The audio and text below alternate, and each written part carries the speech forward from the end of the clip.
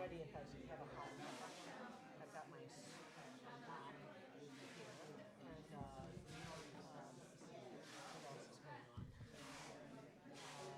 Where's Lisa? Okay. Candy's here. Yeah, I gave Candy the phone. I just got my yard sign. Well, that was that one. Yeah. Okay. That's this. Yeah. She was outside. Steve, how's it going? Excellent.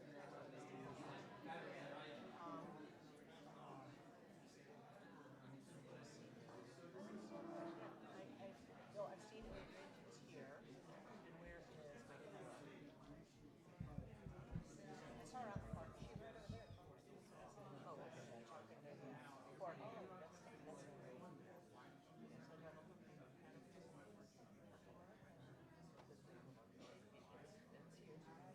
You're never going to wear a dress.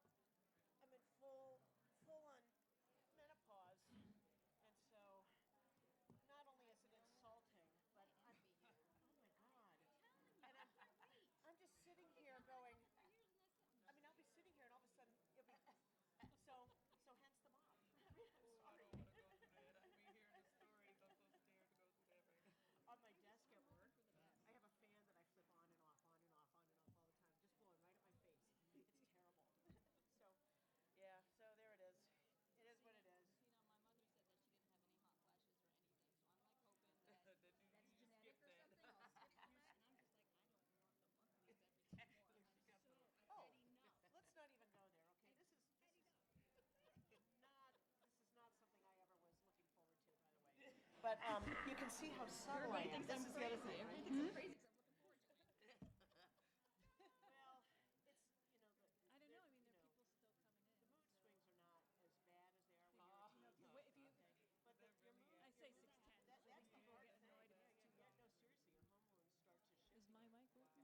Hey everyone, it's 6:04 right now. We're going to start around 6:10. So if people want to make their way in.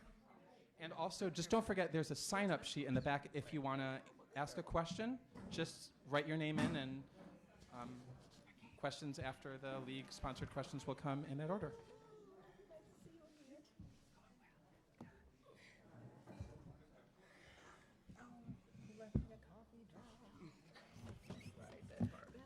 I'm fabulous, Ann. How are you doing today?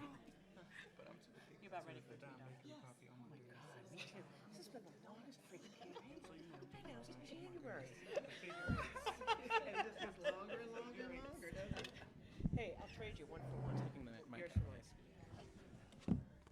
All right, cool. Sorry. Oh, we have cups of water instead of bottles of water. Okay. I should have brought a bottle. I bought a bottle. Now, you know they say don't take anything before you speak. Take anything what? Anything in your mouth. Oh. I just, Ann, if I'm not breaking a rule, I don't know what I'm doing. And then you make a noise.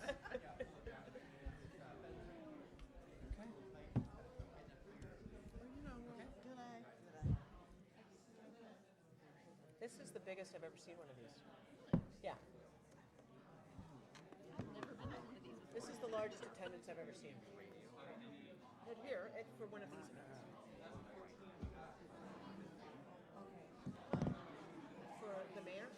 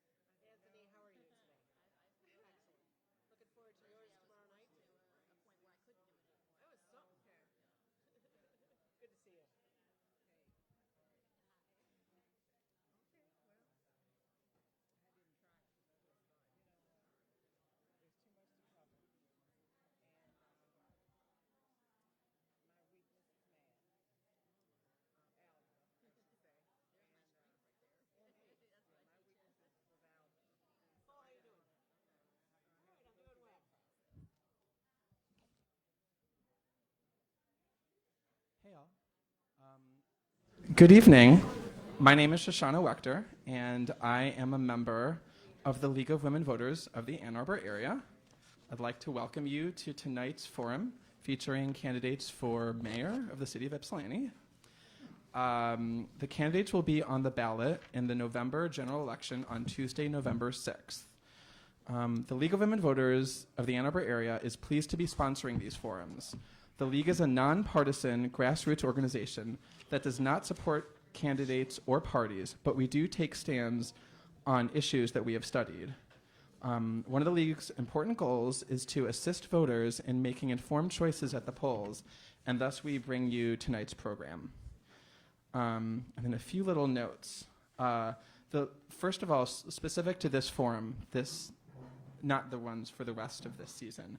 The League was made aware that there is actually an additional candidate running for office of mayor in the city of Ypsilanti.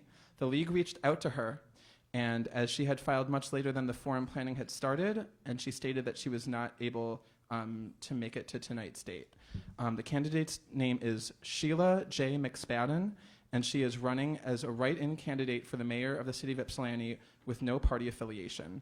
Her phone number, as listed on the county website, is 734-796-3299, or you can go to the county website and get all election information there. If you have questions about her campaign, she said you can contact her there. She also mentions that anyone can find her on Facebook and ask her questions through her page. Besides the candidates on the ballot this November, there's also going to be candidates forms that we're doing tomorrow for city council, and 1 week from tomorrow on the school board. There's also ballot questions on this year's November general election ballot. Statewide ballot questions will be covered on the What's on Your Ballot sessions. There's one on the 11th, this Thursday, at the Whitaker Road Library Community Room, and there's one here next Monday, the 15th, here at the Riverside Arts Center. Additionally, we've reached out for informational literature about local ballot questions to make sure people are informed, and you can find information about those questions over there. There's non-partisan informational literature from the county parks and the library. We also reached out to the schools. We haven't gotten that yet, but we should probably have it at next forums. And also, if you want to ask a question in the audience questions section, Holly back there can help you. There is a sign-up list. And volunteers from the League of Women Voters of the Ann Arbor area are managing tonight's forum. Our moderator tonight is Roberta Wojcik-Andrews, and she will explain the process from here. Good evening and welcome. Tonight, each candidate will have 3 minutes to introduce herself. After introductions, I, as the moderator, will ask the candidate a series of questions developed by the League of Women Voters. Each candidate will have an opportunity to answer the questions, given 2 minutes for each answer. The order of candidates called on will rotate in order to give each candidate a chance to answer questions first, last, and in the middle. After the League questions, there will be a chance for audience questions. As Shoshana said, there's a sign-up sheet in the back. If you wish to ask a question, please sign up on the sign-up sheet, and then Shoshana will call you in the order on the list. If for some reason your question has been asked, please just pass so that somebody else has an opportunity to answer the question. Please keep your question to one question. You will have 1 minute at the podium. Please be respectful and direct your questions to the entire panel, not single out any one person. It's not a debate. You're just going to ask a question. Once your question is asked, if you don't mind stepping away from the podium so the people behind you can see and hear better the candidates answering the questions. After questions, the candidates will have 2 minutes for closing statements. And in order to make sure we give the most amount of time to the candidates and questions, please save the applause until the end of the forum.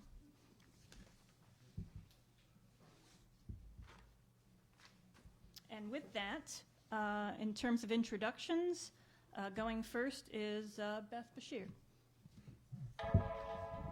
Great, so I have my 3 minutes now, correct? You have 3 minutes for your introduction. And there is somebody keeping time here. She'll be holding up signs, giving them warnings. So if you see a pause, that's probably why they're seeing a sign. I already don't like her.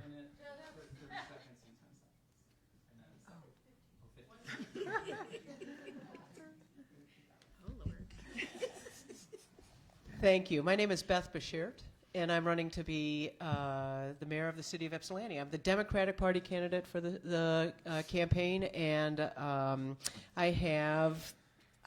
looking forward to the opportunity to be your mayor. I've lived in the city of Ypsilanti for 28 years. My family and I have raised 2 girls here, and currently our daughter and her husband and our grandson live in the city. I have 3 generations of family living in Ypsilanti, and that's how long I want our city to be amazing at the very least.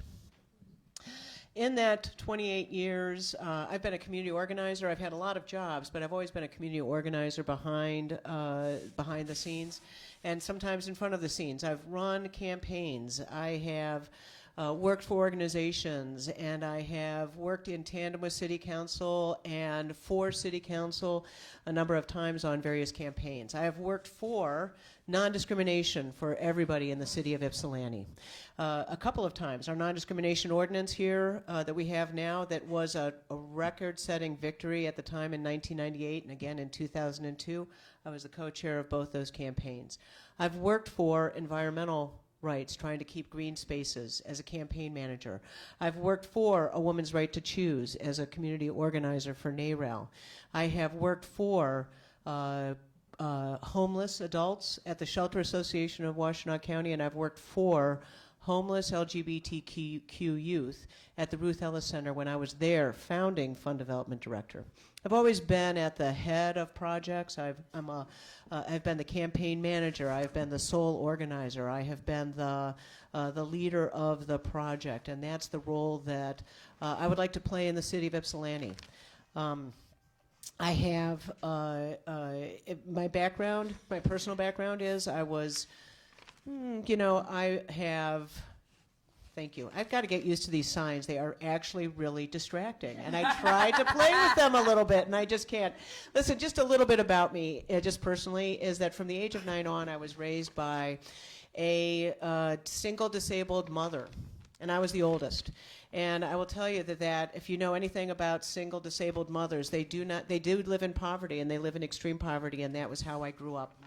And I will tell you that gives me a lot of empathy and understanding and appreciation for the challenges that many of our residents experience in our city. I'd like to bring that understanding to the work that I do here in whatever role it is. And so know that I carry that with me and can never let it go. By the way, my mother and my sister are still in poverty, and they're still living in subsidized housing, and I do everything that I can for them because that's what you do. And I'd love to do everything I can for the city of Ypsilanti. Please vote for Beth Bashert on November 6th for mayor. Okay, thank you. Next is Ann Brown. Good evening. I'm Ann Brown, and I'm the write-in candidate for Ypsilanti mayor. I came to this city as a student, and I've lived here my entire adult life as a wife, a mom, and an active citizen. I bring considerable experience in public health as well as government to this position. I worked as district manager for 2 state reps, both Alma Wheeler-Smith and Dave Rutledge, and I was appointed to serve out the last 2 years, a 4-year council term for representing Ward 2 that was vacated by Susan Moeller. My passion for public service is driven by my values, and that speaks to who I am as a person, how I value and work with others, and how I will represent this city on behalf of the citizens. We are right now experiencing critical issues in our city, and I want to make sure that we're represented, that our voices are heard at the table, and that we're committed to driving the success that our city can have. I want to say that I have committed my life to public service. I have committed the work that I've done all throughout my personal and professional life to working for the progressive issues that matter. And that is working to make sure we have affordable housing, working to make sure that we have safe and affordable housing, that we work to have living wages, and that our citizens are living in a community that thrives. I want to say now that I chose to be a write-in candidate because we turned in more than enough signatures, but the clerk said we were 5 short. And that gave our team options. We learned from that people have some concern about where they live, in the sense that if they live in the city or if they live in the township. But that gave our team options. And what I wanted to do was make sure that our citizens knew that I was in, that I wasn't out. So I put a stake in the ground and declared as a write-in, because we've got work to do. And I want to make sure that our city moves forward. I think that right now, I want to outline for you my vision for the city. And that lies in a three-point plan. That is investing in our people. I believe that that starts with investing in our city staff. I believe that it means that we invest in the things that our city residents consider important, and I think that means investing in our partnerships with our surrounding township representatives. The next thing I think is that we need to be responsible for driving our own responsible growth, and that means that as our city continues to grow, that we make sure that that growth is responsible and that each community is represented. The last thing I want to drive home is that we need to protect our environment. And that says and is represented in the fact that we back those policies that make sure that our water, our land, and our air is safe. I'm Ann Brown, and I'm the write-in candidate. Thank you. Thank you. All right, next is Adrienne Hirschfelder. Yes. Hi. Well, now to the novices. Whew. All right, I'm nervous. I've never run for mayor of anything before. I can fully admit that. I'm not a politician. I don't have the experience. I am a frustrated citizen. That is what has brought me here today to run for mayor. So let me go ahead and tell you a little bit about myself. I am a single mom. I have raised 7 kids by myself on a teacher salary, of all things, on a teacher salary. I'm a teacher. I teach math. I'm a numbers person. I teach math at both Eastern Michigan University and at Washtenaw Community College. I'm also a mechanic, of all things. I'm also a mechanic. And I am a stereotypical Ypsilanti resident. And when I say that, I mean this. I've lived in the city for 9 years. I'm not native to Michigan. I grew up in Seattle, and from there went to Washington, D.C. to go to college. And 20 years ago, I landed here in Michigan. And for the majority of those 9 years that I've been here in Michigan, I paid no attention to local politics. I paid no attention to what was going on in Ypsilanti. Did I mention the single mom of 7 kids thing? Yeah, that kind of consumes your life. I was busy, and I think that's the majority of Ypsilanti residents. They are busy. They don't have time to be civically engaged. Kudos to all of you guys for being here. You are way more civically engaged than I ever was. Up until about a year ago, when I started to pay attention. As a matter of fact, shout out to one of my daughters who inspired me to start paying attention. And when I started paying attention, it did not take long for me to become fed up, for me to become frustrated, for me to realize that city council was making decisions that were not in the interests of the people of this city. And time again, I felt that city council was not making good decisions for the people of this community.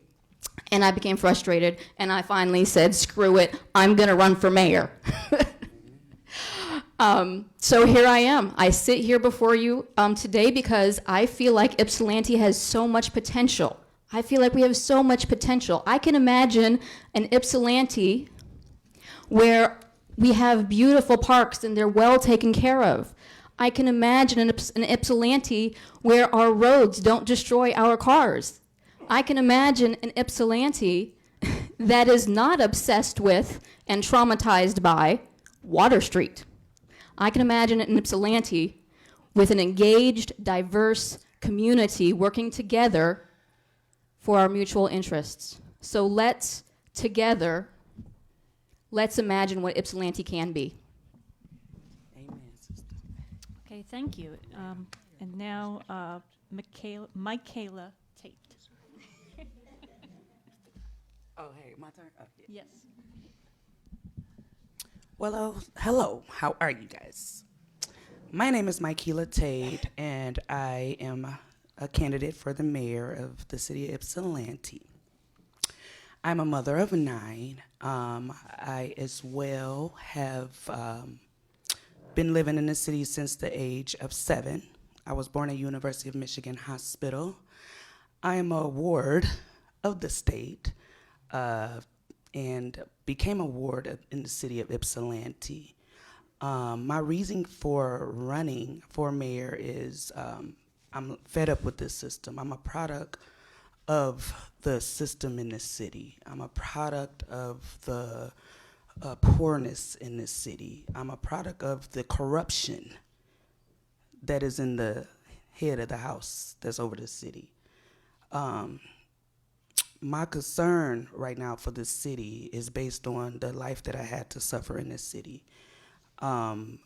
Being a person that has reached out for help for certain situations, filed grievances for certain situations, traumatizing situations as a child that sits with 58 stitches at the age of 17 from the negligence of case managers and case workers of the city. I'm a walking miracle. I sit with 58 stitches, internal and external. I'm not supposed to be here. I'm supposed to be a vegetable. I'm supposed to be wheelchair bound. And even after experiencing the trauma with the city and the people of the city that holds the power to protect us and to keep us going in a normal lifespan and trying to figure out the nooks and the crannies and the cracks that will cause us to slip and fall. My concern for the city is that the people over us are held accountable. The people over us are held accountable and make corrections in the top to make sure that we can live in this city safe. Make sure that our youth don't have to repeat the same things that I had to suffer. The youth in this city are our future. I wonder if we even have a human relations. I wonder if we even have anybody to deal with issues in this city. I'm praying and I'm hoping that this city gets together in unity and come up as whole. Because if the head is not corrected, then the whole body is going to fall. As a candidate, I will make sure that the poor gets on their feet and make sure that everyone has equality, whether you are poor or middle class. We should not have to go through this. Thank you. Thank you. All right, we're going to start with the first question, the first prepared question, and we'll go to Ann Brown to start, and we'll come around the table this way and back around to Beth. Development and housing affordability has been a growing concern in recent years in the city of Ypsilanti. What will you do to move development in a direction that matches your vision for the city? I guess the question is around economic development as well as what we will do for housing. Especially housing. Especially housing. For me, I've been an advocate for affordable housing, and I think that when you look at economic development, development comes from when you support your existing businesses to create jobs. But in economic development and community development, we want to make sure that the properties or the developments that come to our city include, for me, that needs to include a portion identified as affordable housing. We have citizens in our city right now that are unable to afford the rents, and rents continue to rise. So we need to come up with a solution that will increase the number of affordable housing units, but also will be prime development. We have several locations in our city that are available for development. I think one of the things, as some of the candidates mentioned, that was frustrating is the fact that we keep selling, we identify and sell properties, but we sell them at low rates. And then the most recent property that was sold, they have 40 months to develop it. We have a crisis right now, and that means that we have to come up with solutions right now. I think one of the models I want to look at is in Detroit. The LISC project has pulled the foundations together, the business community together, the residents, and those needing affordable housing to the table to really design a system that will be sustainable. So for me, economic development and housing affordability do go hand in hand, but when we develop, we need to make sure that those development projects include affordable housing. Next is Adrienne Hirschfelder. So thank you for that question. Good question. Development and affordable housing. When it comes to development in this city, I think that we need to do so in such a way that we can broaden our tax base. One of the problems when it comes to affordable housing is not only do we need affordable housing, of course, but the people who live here currently who are homeowners are going to be taxed out of this city because of high property taxes, all right? We have incredibly high property taxes in Ypsilanti, one of the highest property taxes in the state, one of the highest tax rates in this state. And this is due in part to some decisions by City Council. City Council has made decisions. They put up to vote a millage, a property tax millage for Water Street that the citizens of Ypsilanti said, no, we are not interested in. But they were deceptive and they were sneaky and they put it back to the vote again when we weren't looking, when we weren't paying attention. Less people voted, roughly 500 fewer people. 500 fewer people voted the second time around and it passed. Things like this are going to tax people out of this city.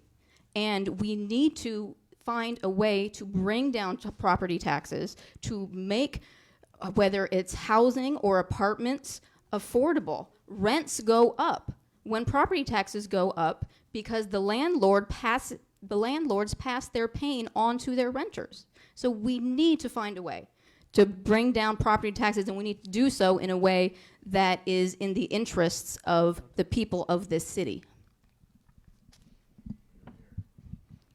Mickeila Tate. Okay. I got to give it to you, Beck. Mickeila Tate, you're next. All right.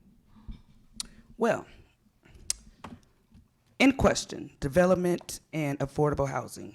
One of my main issues that I am looking to address.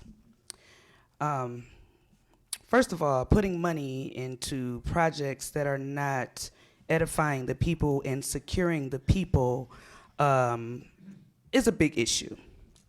Right now, I have been doing a lot of research, and I noticed there's a lot of people leaving this city as we speak, that has been here for years, because the taxes of their homes are getting high. So let me say, even the high class are being affected. High class, middle class, and low class. Well, that's explainable. Lower class, of course, they don't need anything, right?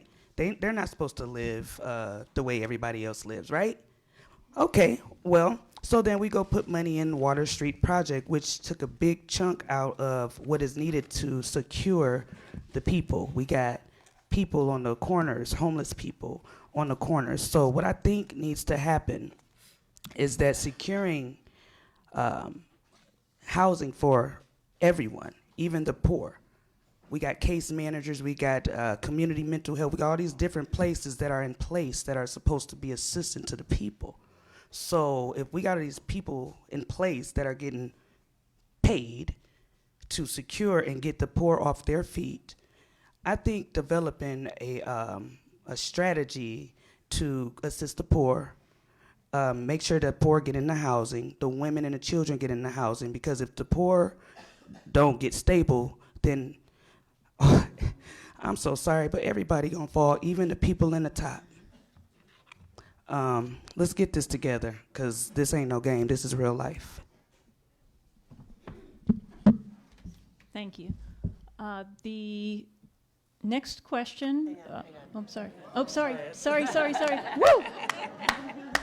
Sorry. I'm short, but I'm loud. So. Sorry. Beth Bashert is next. Thank you. Sorry. Oh, I'm off. Okay. So 95% of a rental property in Ypsilanti is full at most given times of the year. We are at full capacity is what that means. Secondly, if you ask real estate agents what their biggest problem is right now in Ypsilanti is finding inventory. They cannot find houses to sell because they're turning so fast. A friend of mine just bought a house in Ypsilanti, sold a house in Ypsilanti. She took letters of appeal from people and chose the buyer based on the letters. Okay, and so this is how tight housing is right now, and that's just one aspect of why we've got the problem of rising costs for housing in our city. The second problem that's going along with that is that we've had flat incomes. Everybody has had flat incomes for the last 15 years. That is not sustainable.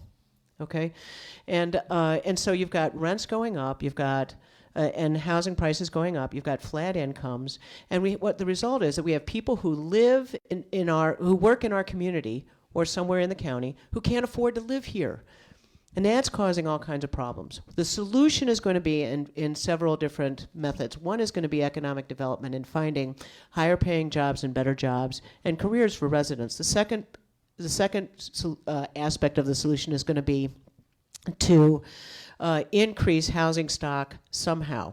One is going to be to make smarter use of our current housing stock. The second one is going to be to add housing stock to our available inventory.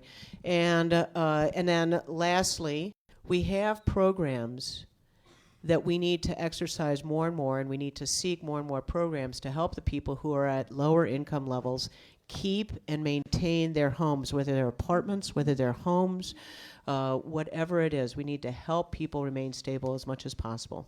So thank you very much. Now you're all done. Okay, the next question is going to start with Adrienne Hirschfelder.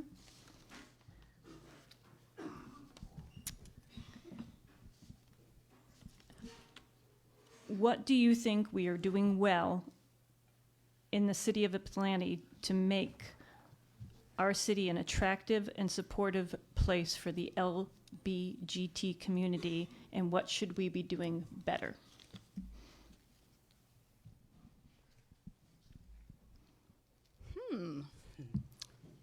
Wow, good question. I don't get the 2 minutes this time to think about this and scribble a little bit of response. Boom. So what are we doing to make the city attractive to the LGBT community? I'm going to be upfront with you guys. I don't know too much about the issues of in particular, the LGBT community in Ypsilanti. I think we need to be open and welcoming to that community. I think we need to do everything that we can for them. But in particular, we've got, pride marches and things like that, and I think we need to be welcoming and opening to things like that for the community. Thank you. Next to answer is Mickeila Tate. Mickeila. Well, as a woman of God, you guys put me in a tight spot with that question because my honor is to God first. But what I can say is that I respect everyone. And as far as the LGBTQ, is that what you said? What is it? LBGTQ. Okay. Well, as far as that goes, I'm not aware of the issues that is occurring with them. However, I feel that they are children of the Most High as well, and that they are all supposed to be treated equally. They all have, I honestly feel that I don't even understand why it's a separation. They're people. So to answer that question, I don't see no kind of separation amongst the people with that being said. They're literally, we're all the same. We're all people. So as far as that go, I would not see any issue or any problem with making sure they have equality as well as others. Thank you. Thank you. Next is Beth Bashert. Thank you. So what we have done in our city is already a lot, and I have had a role in that, one that I'm very, very proud of. And many people in this room also had a role when in passing and supporting our non-discrimination ordinance. We should all be very proud of it. In 1998, we voted it in, passed a referendum, and if anybody was here during that time, we had some incredibly painful and strident hearings that I still actually could have some flashbacks about if I really worked at it. I'll also say with pride that we have both the gay flag and the transgender flag hanging in our council chambers, right alongside Black Lives Matter flag, which my spouse and I personally bought for chambers, and right next to a pro-immigrant flag as well. So what I think that says about our city is that we are a welcoming city of everybody here, and that has made me and my family feel very welcome here. As a member of the LGBT community, and a proud one of that, and a lifelong member, I can tell you that I have felt nothing but welcome here, and I look forward to it. To help do more, we need to do the same thing for the LGBT community Q community as we do for everybody else. We have to create opportunities, we have to create safe space, and we have to create room for everybody to be at the table, regardless of who we are, and maybe even because of our differences and not despite our differences. So there we go. Thank you. Thank you for the question. I believe that our city is very welcoming, and I think that we need to open up and expand more doors. If there's boundaries or restrictions for people, then we need to address those. I think that our city speaks loudly throughout this state in terms of the LGBTQ community. I know that Equality Michigan has been favorable in terms of the things we've done around discrimination and around embracing pride in our community. So I think that we can expand on those things always. But I think that our community is very welcoming, and I think that our residents that are LGBTQ feel safe. I haven't heard of any incidents where they did not. I've been knocking doors, and many of those doors have been LGBTQ families with children, single adults.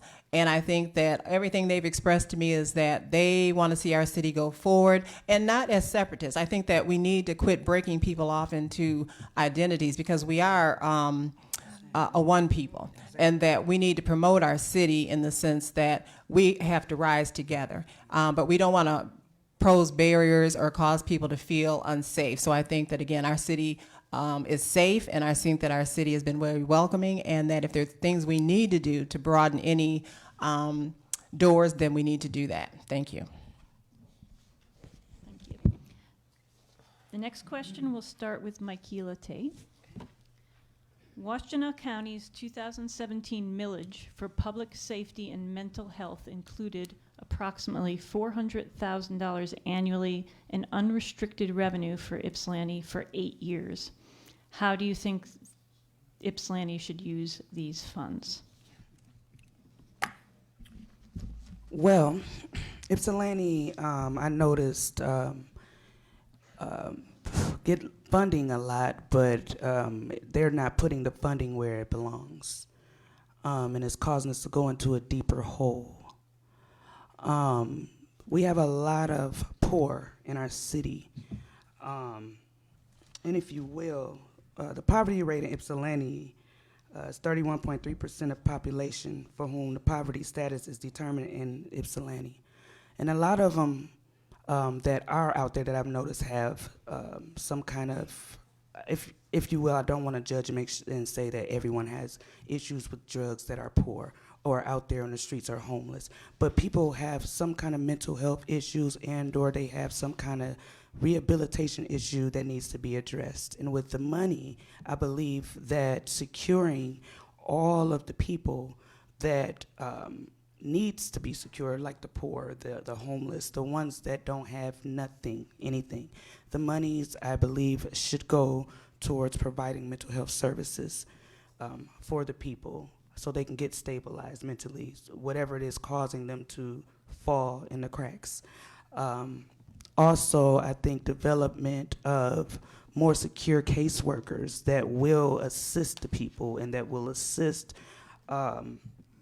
will assist the people and will assist the community, especially the poor, especially the middle class people, with mental stability, as well as the workers being stable financially so they can assist the poor. I pray that the $4,000 get put literally where it belongs, and it belongs on security of the minds and rehabilitation of these families so they can come out of the hole. Thank you. Thank you. Next is Beth Bashert. Thank you. So there's been some controversy around this money, which is why this question is here today, and I'm going to give a little bit of background on what the intention was of the millage and how the city is using it, and then I'll give my answer. So the county passed the millage, and the county had a percentage of the money that is designated to go to mental health services, and they are using that money for that. Then another part of the county money went towards the sheriff's department. The last bit of the money went to the municipalities who have their own police departments.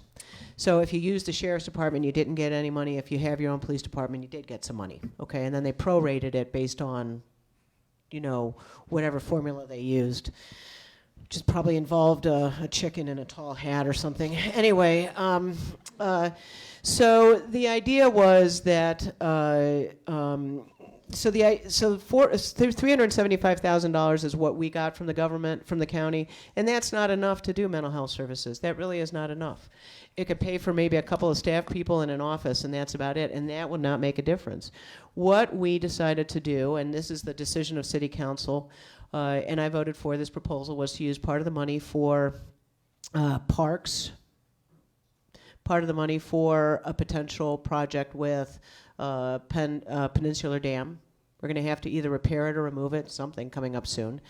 And part of the money we put towards an affordable housing trust fund that we can use at a later date. Not enough money in it yet to do anything, but given enough years and enough input into it, eventually it could become something.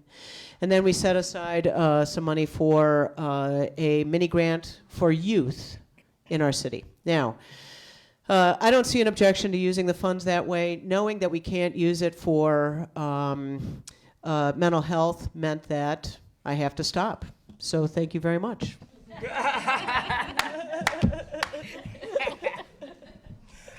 Thank you for that question. And Thank you for sticking to the rules. And Ann Brown is up next.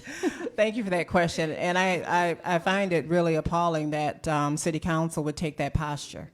The citizens of this city and of this community voted for that money to go to public safety and mental health. The majority of services that are rendered by the county sheriff are rendered in the eastern part of the county. And thus was the impetus for that millage. I think that $375,000 could have gone a long ways. We have 26 officers in this city currently. This city, when I was on council 4 years ago, had 30 officers. Now you think about 26 officers on the street, 24 hours a day. How many are on per shift? How they're running from call to call to call, that they're exhausted, they're tired, they're weary. And we're talking about that's not enough money to make a difference. Our school children, particularly at Ypsilanti High School, many of them are living in traumatized situations. That money could have gone toward a counselor at the school to help in a trauma center. So there are numerous ways we could have used that money. I've heard the argument that it was for 8 years. It was 8 years.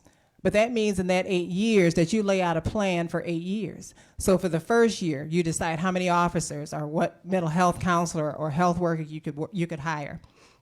And you give a report back to the community. So, I mean, we work with grant money all the time. You know you have a period of time. So you give a report back to the community in year 1, in year 2, in year 3, in year 8, what we accomplished, what we were able to do. So I find it appalling that as a voter in this city, that I voted for public health and for public safety and mental health, that City Council decided to use it on parks and other things that were not the intention of the voter. We voted on that millage with the intention that we were going to help people, that we were going to improve lives.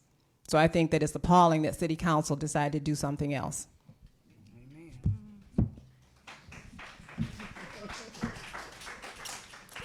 Hold your applause until the end. Thank you. Well, Ann just said it all. That did break it on down. Yes, she did. I can't top that. What? Absolutely. The voters voted for this money to be used for mental health services. It should be used for mental health services. I find the decisions that City Council makes time and time again, especially when it comes to money, to be very suspect. Especially when it comes to money. I mean, they have done things like, for instance, recently they spent $13,000 to investigate our mayor. $13,000. If we have $13,000 just laying around, why do we need to waste it to pay a lawyer to investigate our mayor when we all knew she was in the wrong? There was no questions that she was in the wrong. She was. And what came from that $13,000? A finger wagging. It was a $13,000 finger wagging for the mayor. That's a waste of money. And I think everybody agrees that that's a waste of money. So the decisions that City Council makes time and time again with regard to money, I think are very suspect. I think that money from the millage should go to exactly where the people voted for it to go. Absolutely. Say it, girl. Okay. You are the last one. Okay, so next question, I think we reverse order, so we start again with Mickeila Tate. Okay. City budgets, I think this question sort of has two parts. City budgets can be tight, and they are very much so here in Ypsilanti. In terms of goals, what do you think is the highest priority for the city for the budget? And also, what would you like to fund if you could fund something? The first thing I would say needs to be funded is getting these businesses off the ground, and getting these youth resources off the ground, and also mental health rehabilitation, and also getting the poor sustained. Because bottom line, whoever oppresses the poor shows contempt for their maker, but whoever is kind to the needy honors God. And to this very hour, we go hungry, thirsty, we are in rags, we are brutally treated, we are homeless, we work hard with our own hands. When we are cursed, we bless. When we are persecuted, we endure it. When we are slandered, we answer kindly. We have become the scum of the earth, the garbage of the world, right up to this day, right here in the city of Ypsilanti. So, bottom line, the funds, I feel, need to go to securing and sustaining the people that are suffering. We are suffering out here, literally. We are suffering while the rich getting richer off of taking from the poor.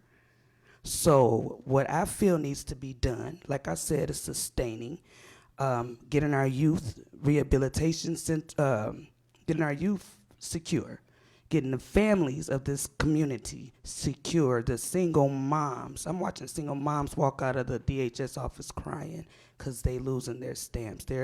We need to get these people that have these women and children need to be secure in this city.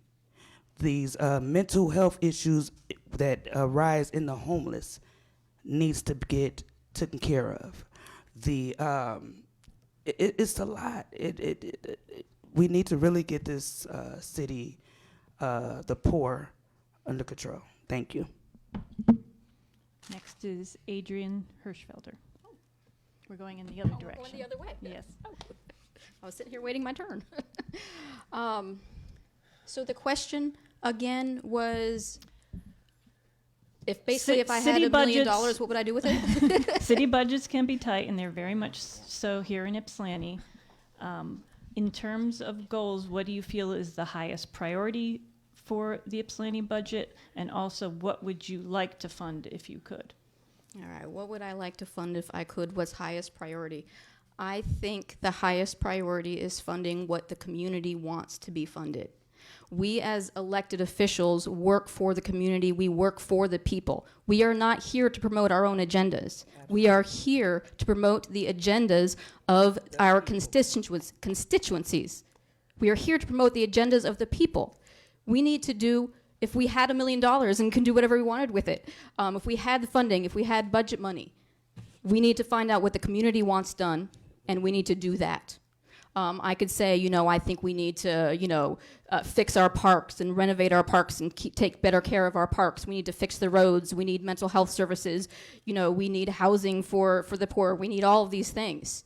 But ultimately, if we've got extra money in the budget, if we have budget money, we need to do what the community wants done.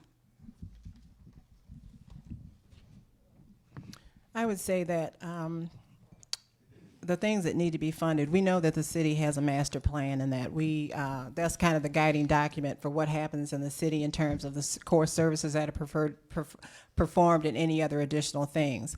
We did a survey during this last few months, and what citizens have said is that infrastructure is a top priority.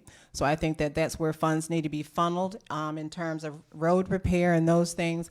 But I think we have to understand the process of budgeting in the city. The city sits down and establishes goals for the year or for the next 2 years of that budget cycle. And during that time, we identify those things through citizen input and citizens, there's participation process for citizens. We identify those top things. And the city just needs to focus on working toward those things. And that's why it requires leadership to make sure that those things get done.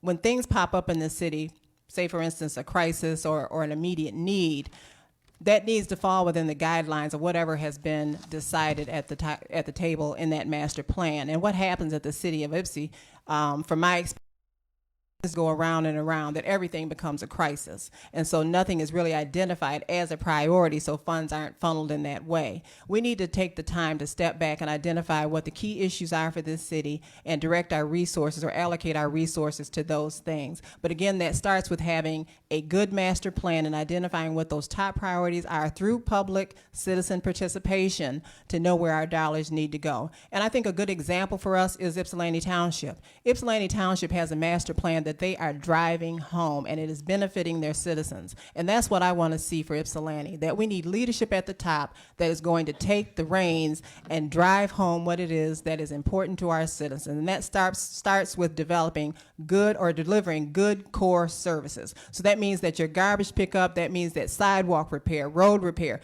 those things are the priorities that citizens have already identified and that we need to, thank you.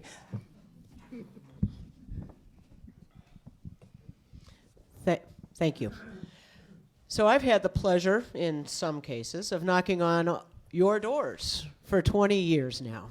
And I've had conversations with you about all kinds of things. I've knocked on your doors for various campaigns, and I've been invited in some houses. I've had doors closed on me in other houses, and I've had great conversations on porches. And over and over and over again, through those conversations with residents, I just did it this afternoon in a really delightful neighborhood. Knocked on doors. And what do I hear about? I hear about roads. I hear about cycling. I hear about parking downtown. I hear about we need more curb cuts for people who are disabled. We need our sidewalks repaired for people who are using mobility equipment to be able to roll along nicely. We need to have our streets plowed in a smarter manner. This is what I hear about. This is what makes a city run smoothly. And those are important. We have to have, also in addition to that, we have to have too much public safety. We did increase our public safety staffing this year, not using the funds from the county. We did increase our fire protection this year, not using the funds from the county. And so we are paying attention to that. It's important that we have enough, but not too much for for the public safety, because we've seen what too much protection can do to targeting black communities in some areas. And so what I do want to say is a well-run city is a beautiful thing. Ypsilanti has had high services, a high level of services, well-plowed roads for the most part. They can get better. Great garbage pickup, great recycling, that can get better. We have beautiful parks that have been neglected. We're about to start putting money into that. That's going to be lovely. And that's what I've heard from my constituents from the beginning. Thank you. Seems like we've had a few questions more specific on some of the things that were brought up in that last question, so I'm going to move to those. This one will start with Adrienne Hirschfelder and then go to Ann Brown and back around that way. Ypsilanti has been a city that has embraced recycling for a while now. Recently, the city closed the recycling center on Rice Street. What do you envision for recycling in the city in the future? Recycling in Ypsilanti. So I always thought that the purpose of recycling was to save the world. We've got curbside recycling, of course. So the recycling center was closed. I think that's a problem. I think we need to figure out very quickly where we can open up a new recycling center for people to drop off for people who do not have curbside recycling. It absolutely needs to be done. I've heard a lot of people mentioning and talking about, okay, well, where am I supposed to take my recycles? I've got to go all the way out into the township. I can't get all the way out into the township. And you jump through hoops just to recycle what I would like to recycle to save the world. We're saving the world here. We absolutely need to find some alternate place, alternate way for our citizens to be able to recycle, to get a new recycle center open. That has to happen, absolutely. Thank you. We move to Ann Brown next. And would you repeat the question? Okay, let me find it. Ypsilanti has been a city that has embraced recycling for a while now. Recently, the city closed the recycling center on Rice Street. What do you envision for recycling system in this city? The recycling center was actually closed because for a number of years, the state had actually mandated and asked us to close that recycling center, one, because it was right on the water, and that we were in jeopardy of no longer receiving natural trust fund dollars because of that. So that's been in the works for a long time, and City Council took action to do that. My plan in terms of what comes to recycling is I believe the city needs to work out a relationship with Ypsilanti Township. I think that was poor communication and from the top down. And again, it starts with leadership. That needs to start with the city manager and council negotiating with Ypsilanti Township honestly and fairly. And I don't know what that deal looked like. I don't know what the conversation was, but from the things we've read, that citizens went there for their drop-off and were turned away. So I think that what needs to happen is, again, City Council needs to do a better job of communicating with the citizens. One, why was the recycling center closed? That could have been disclosed. The second thing is, what is our next step? And I think that the reason for that is, again, the natural resource fund dollars were no longer available to the city if they didn't close the recycling center, but that could have been communicated much better and to a broader audience so that we'd understand further what needed to happen in terms of citizen participation in recycling. So my vision, again, would be that we work with Ypsilanti Township to get that deal done. Okay, so here's what the long-term solution has to be. We have got to get full recycling for every residence in the city and every business, period, regardless of the number of residents, number of units in that building. Right now we stop at 4. We pick up recycling at 4 or less or under 4 units per building. We need to pick up from everybody, and we need to start doing it now. And we need to move from single stream to multi-stream recycling so that we have a purer and more commercially marketable recycling. Okay, and we need to have public recycling in our parks and on our streets, rather than just garbage cans. Okay, and this is what we want to do. This is what I want to do. I want to have full recycling for everybody. And yes, I do want to save the world. And yes, by the way, Ypsilanti is incredibly environmental and green, and we all want this. Okay, the challenge is we have to figure out how to pay for it. That's the challenge, okay? Now, we're going to pay for it somehow, some way. We're going to figure it out, and it's not going to happen in one smooth lump. It's not going to happen in one smooth jump. It's going to happen in bits and pieces. We're going to figure it out, though. We're going to figure out how to get recycling to everybody in the city, not need a recycling center because everybody has pickup, and that's how it's going to go. Thank you very much. Mickeila, Tate. Okay, right up my alley. I've been actually looking at a lot of the dump spots. One of them, like right down the street from my house off Moss, where everybody like to go fish off Spring Street. I look over there and peeped, oh, we got a bunch of garbage over here, huh? sitting over in the corner right on top of the water.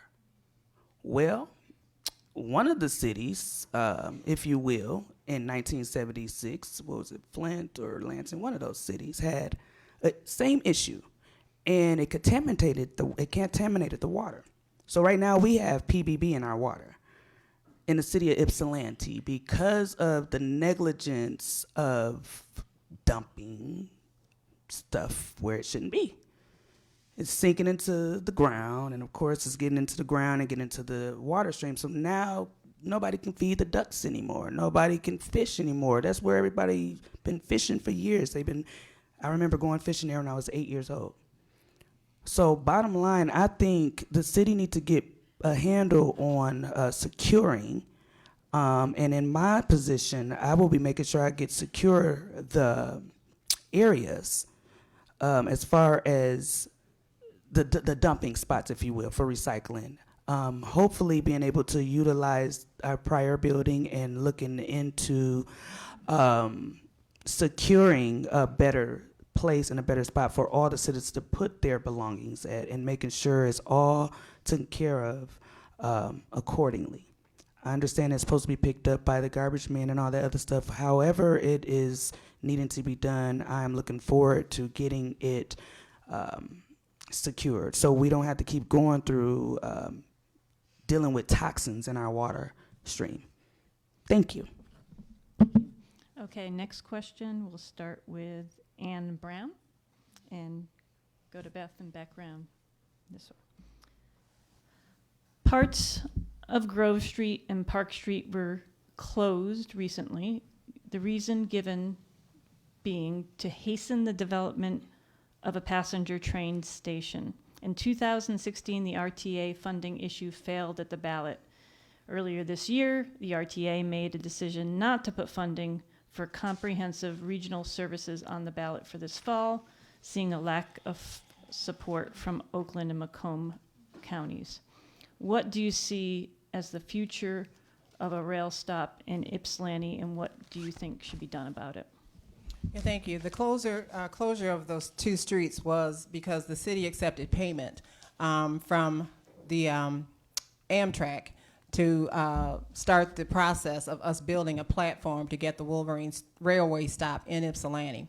So we worked with, I think it's Marsh Plating there to make sure that the trucks that come into Marsh Plating would have ample room to pull in and to turn out, because the Amtrak train said that they would need those closures because of the speed that was going through there at that time for us to have a stop. I think what should have happened next, and it said hastily, I think was the word you used, was for us to develop a platform. So that was in 2016. We accepted that payment, which was probably $200,000 or so, and we worked with Marsh Plating again to make sure that their intake and outtake was good. The next step for us would have been to contract to do the platform, and that never happened. I left council at that time, but the city manager at that time had worked up renderings of several, gave us 3 choices of platforms: a low-level platform, a medium platform, and then a high-level platform.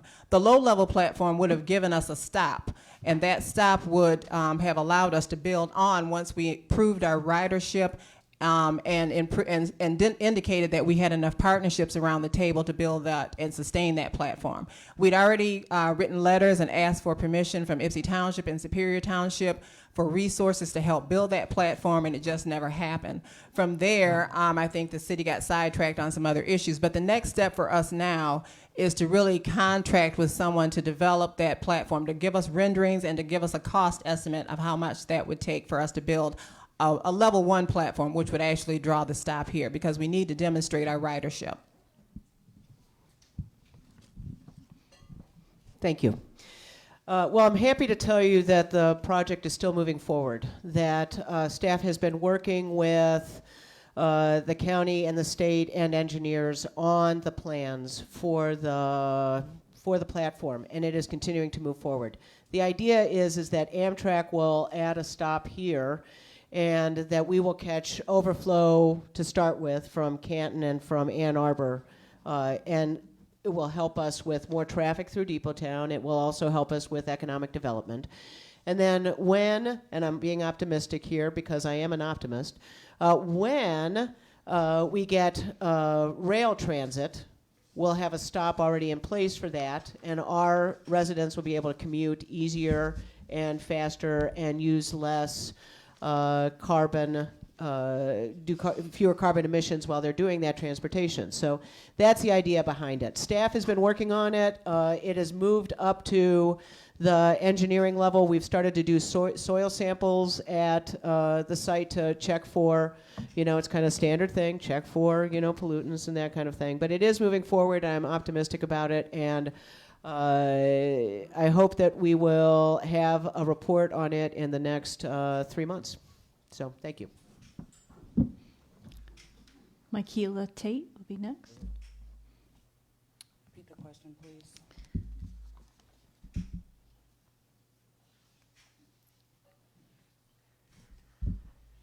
Parts of Grove Street and Park Street were recently closed. The reason given being to hasten, as in promote quickly, the development of a passenger train station. In 2016, the RTA funding issue failed on the ballot.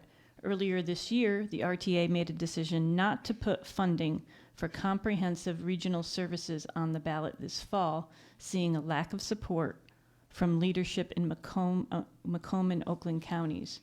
What do you see as the future of a rail stop in Ypsilanti? I don't think it's a bad idea. We have a lot of passengers coming through the city of Ypsilanti, Michigan. The only railroad that to my knowledge that we do have is in Ann Arbor. So if we can get one here, I don't think that'll be an issue. I think the biggest concern will be the timing and the sequence of when it's to take place. I think first priority should always be to sustain the well-being of the citizens and move forward and move up as we get everything squared away. Then add that on. Then add on, even if you will, the Water Street project. If we got to get we got to get these people secure first before we do anything. Getting this Water Street issue and all that stuff done after the people are secure. Getting this railroad together after the people are secure. With that being said, the people also that have to travel from Detroit to Ypsilanti for job, reasons and everything like that. I think it is important that once this does take place, and if you will, like I said, I am all for getting a railroad back up and running, because Ypsilanti is a city that is built on integrity, and the integrity of this city, I think, needs to be restored. And I think the city needs to be rebuilt. And I think the resources, even transportation resources of the city, needs to be rehabilitated so that everybody can work properly, get to and fro. Some people might not have the money to get back and forth. So I think even, like I said, getting this train station and all other necessities of the people together is 100% in my book. Thank you. So I think having a railway stop here in Ypsilanti is a great idea. Giving people access to transportation to get to Detroit, to get to Ann Arbor easily for commuters would be absolutely fantastic. However, I'm concerned if we're throwing money into this, if the city is throwing money into this and getting a platform going, and we're at the engineering stage, and all of this is going on, and we're trying to create this, but then RTA backs out and says, no, Ypsilanti's not going to have a stop. Then what? Do we know absolutely for sure that Ypsilanti is going to have a stop here? That sounded, from the question, it sounded like we don't really know. So if we don't really know, why are we as a city throwing money into this? Let's be sure of what we're doing first. Let's make sure that we have a rail stop here, that it's going to happen, and then let's do what we need to do. But again, we're back to, the issue of what is City Council doing with our money? I did. But it is a great idea. I think it is a great idea. As I said, it would be great for commuters. So if we can make this happen, if we can get leadership into city council that can make this happen, and get communication going to make sure that this is going to happen before we throw more money into it, then let's do it.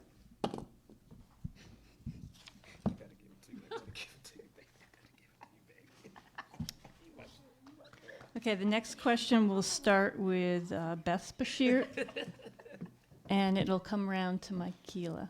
So we'll start with you and come around this way.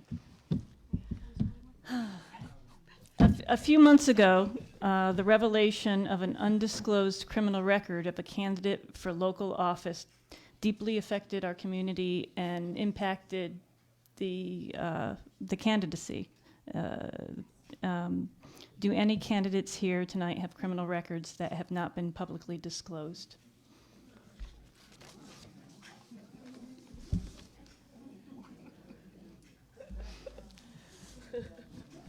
Wow. Yeah.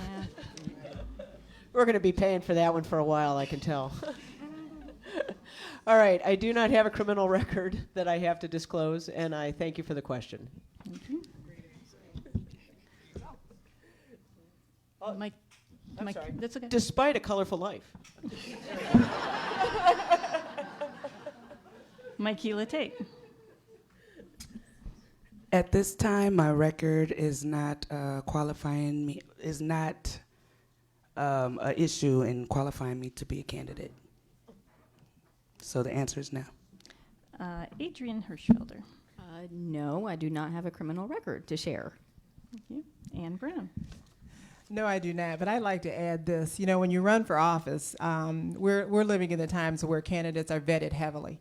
And having been a state candidate, you know, I underwent that when I ran for state rep. And they vet you and vet you and vet you to make sure that your record is clean. They go through your bills and all those things, make sure that you're a timely person. I just think now, in the times that we're living in, that people are very excited about running, and I'm excited to see people running. And I think that, you know, those kind of questions come because people need to know the truth. They want to know about their candidates extensively, but no one here that I'm aware of, as Beth said, even though all of us have probably lived colorful lives, we're safe. Thank you. Okay, the next question starts with Beth Bashert again, but then goes to Ann Brown and back this way. This is an interesting dynamic. The tone of politics, both nationally and locally, have been, I guess the word been chosen has been more strident in recent years.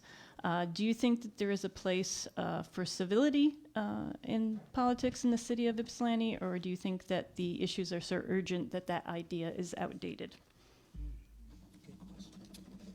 I absolutely think that we can have healthy dialogue in our city. I absolutely and 100% do. And I am running on a platform of unity, passion, and leadership. And the unity is intentional because it's about this very, very issue that we're talking about. I've been in a lot of public meetings lately, and the current hot phrase to discuss the situation in our community is that everybody's living in our own silos now. I live in my progressive queer silo, and so lives in a, white male silo, and we listen to different news, we go to different stores, and we have different friends, and, we drive different cars, that kind of thing. And so if silos is the word, then what I want to talk about is how do we start having conversations across those silos? Okay. How do we get out of our cocoons in a community that has no real, all due respect to Jorge and WEMU, no ongoing day-to-day complex reporting of the local news here, okay? And you're using social media to fill in that gap. And that is contributing to the stressful dialogue that's going on here. I want to say that I have a track record of working with people regardless of where they come from, what my past history is with them, or what their past history is with me. If we've disagreed in the past, that is not an issue. If you've disagreed with somebody else at the table, that is not an issue. We need to get together and work on these issues, each individual one, individually and separately, and talk about how we can make things happen together, talking across all these silos, and have civil conversations with respect to each other and our differences and our unique perspectives. That's what I would like to encourage and help propagate as the mayor in this city. Thank you very much. One of the reasons I'm running is because I believe that civility starts at the council table. And if you've been to one of our council meetings, you've seen some of the unhealthy dialogue and the discussions that go on. Some of it's very disrespectful to the other council members. And I said to myself at one meeting we attended as the Friends of Peninsula Park, that when we sat there and asked questions, you know, several of our council members said to those visitors, "What are you doing here? I'm frustrated with you coming to these meetings because you're not a city resident." Now, we had just asked those townships for money to help build a platform of that train. And I felt to myself, you know, we can do better. When people come to visit our city and to our council meetings, there needs to be civility, not only amongst council members, but when our citizens and visitors come to ask us questions. So I think, yes, civility begins at the table. One of the things when people ask me, how did Charlottesville happen? It happened because at the city table, people were disrespectful to one another. And I think that we need to bring respect for each other and for one another back to the city council. Thank you.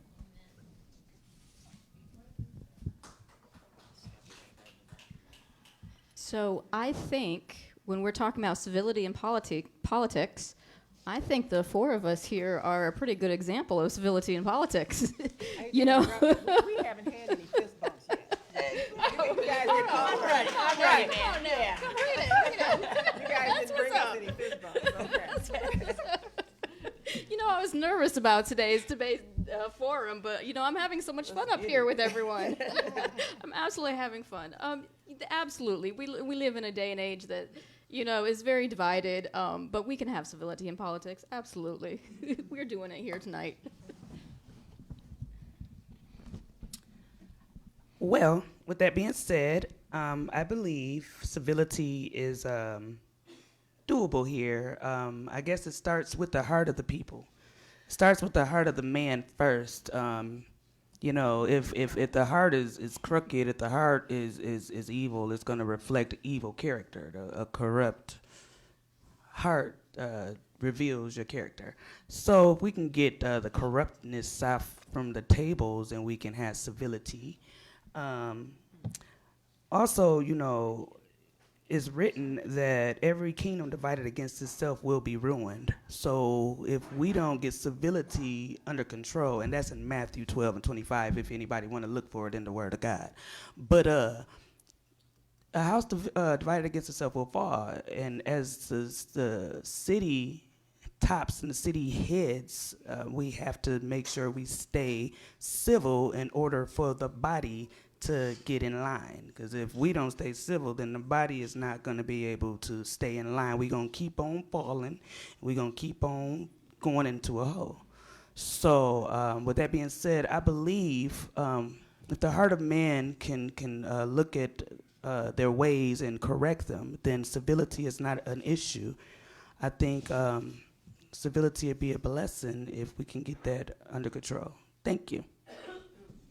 Okay, the next question, we'll start with Ann Brown, and then we'll go to Adrienne and back around that way. We're trying to mix it up. The city of Ypsilanti recently passed a community benefits ordinance. What do you think about our CBO in terms of how it will affect the future of the city of Ypsilanti? Yeah, I'm excited about the community benefits ordinance. As I stated at council, for me, that's a step in the right direction. It's a step toward new generation of policies that will ensure equity is at the table. That policy grew out of the work of Council Member Lois Richardson, and when I sat on council, we had a project, Park Ridge Homes, on the south side of Ypsilanti, and before we knew it, there were no local contractors on that site. No minority contractors, no women, no Latinos, no one actually from Ypsilanti. They were all driving in from Grand Rapids. And at the meeting, we asked how many local jobs did that site or that project actually produce? And the director of our housing commission couldn't answer. And he said, well, we had X number of hours. And I said to the director of the housing, that won't do for our community. We need to know exactly how many bodies were on site and how much were those wages that came back to the community, and he couldn't address that. So that started the conversation around how do we get equity at the table when it comes to projects being built in this city, that we have local contractors represented. We also took the time at that time to create what's known as the African American Association of Contractors, so that they too could start bidding on those jobs when they became available. But I'm excited about the Community Benefits Ordinance, and I think that it's, again, a new generation that will set us off in the right direction, so that when projects come to this city, the citizens actually get a chance to meet with those developers and talk about what needs to be done in that community. One of my issues with International Village was the fact that architectural renderings were not appropriate, I didn't feel, for our city. If we'd have had a community benefits ordinance at that time, the residents of that community would have sat down with the developer and talked about the fact, what is appropriate for us? What do those architectural renderings need to look like? And what community benefits in terms of jobs and in terms of amenities will actually set that project apart. So I'm excited about the Community Benefits Ordinance, and I'm proud of the work of the READY group, the coalition that formed to help do that work. I think that they have a future ahead of them, and I think that the work that they've set out to do will impact this city for generations to come.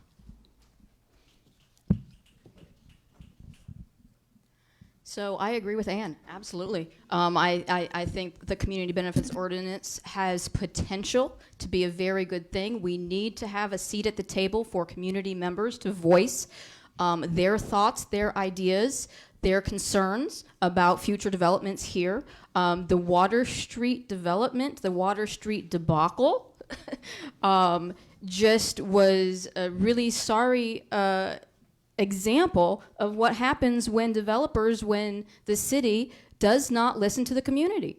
And the very fact that city council went ahead and voted for this development, the majority of council members voted for that development to go ahead with it in the face of community opposition, even when the community was simply saying, just slow down, hold on a minute, let's do some research, let's think about this. But no, city council jumped and said, ooh, let's sell off Water Street to the first bidder. Doesn't matter who it is. Ooh, let's get rid of it. We have an opportunity. That's not right. We need to listen to the community. So we have an opportunity here with this Community Benefits Ordinance. We have an opportunity now to listen to the community, for city council now to be bound to listen to the community, and for people to be involved in the future development of Ypsilanti.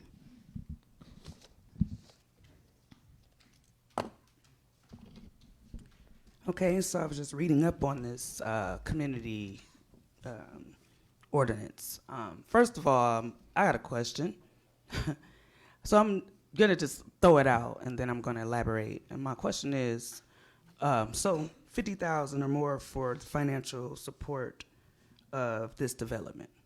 Okay, so I'm just noticing there's a lot of money constantly being thrown out there for different developments that should have been in place years ago. What's going on with that? What's going on with the fact that the city keeps coming up with different developments that should have been established to secure the people, but now that we're in a ditch and now that we're in a hole, oh, now we need the people to come on and can y'all vote on this, please, please, please, please. But at the end of the day, is this really where the money about to go? Is the money gonna go on this specific project? This is a very good idea if it is implemented with integrity by the overseer.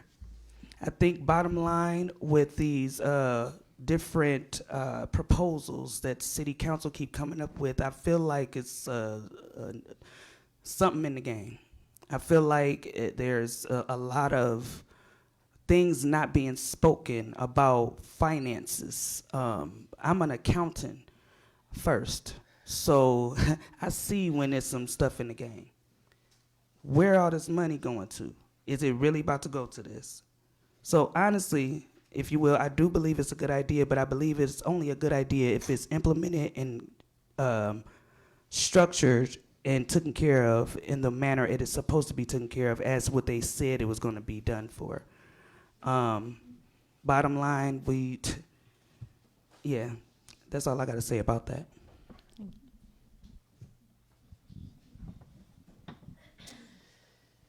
The CBO is a really, really excellent start to engaging community and helping protect our local community and garner more resources for our local community. It's a really good start. Okay, it's not a silver bullet.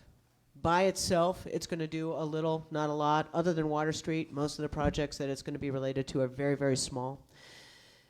But the idea that we have it, the idea that Ypsilanti is one of the first cities in the country to even pass something like this is amazing. And we should be very, very proud of that. And I really want to do a shout out to Councilperson Richardson for initiating the whole project. And I want to do a shout out to Reddy for doing a lot of work to keep the project going forward.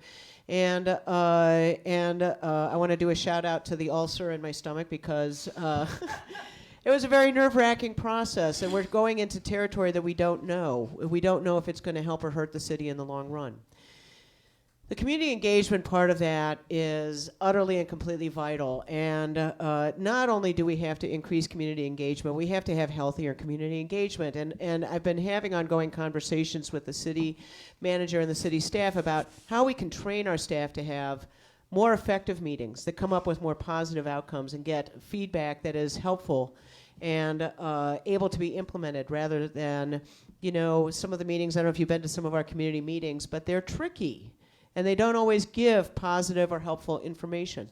Second of all, I've been at a city council, and I've sat there and I've watched, again, Councilperson Richardson lead the charge. How many people are going to be employed in this from our city? No answer from staff. How many people are going to be, how many companies are we employing here that have bases in our city? No answer from staff. Over and over and over again. And so the CBO allowed us to have a tool to be able to work further with that. And I thank you for the question. Thank you. This is the last prepared question. It will start with Adrienne Hirschfelder and then go to Mickeila and background. And in the city of Ypsilanti, I think it has to be asked, what do you see as the path forward for Water Street? Goodness. Oh, Water Street, dear Water Street.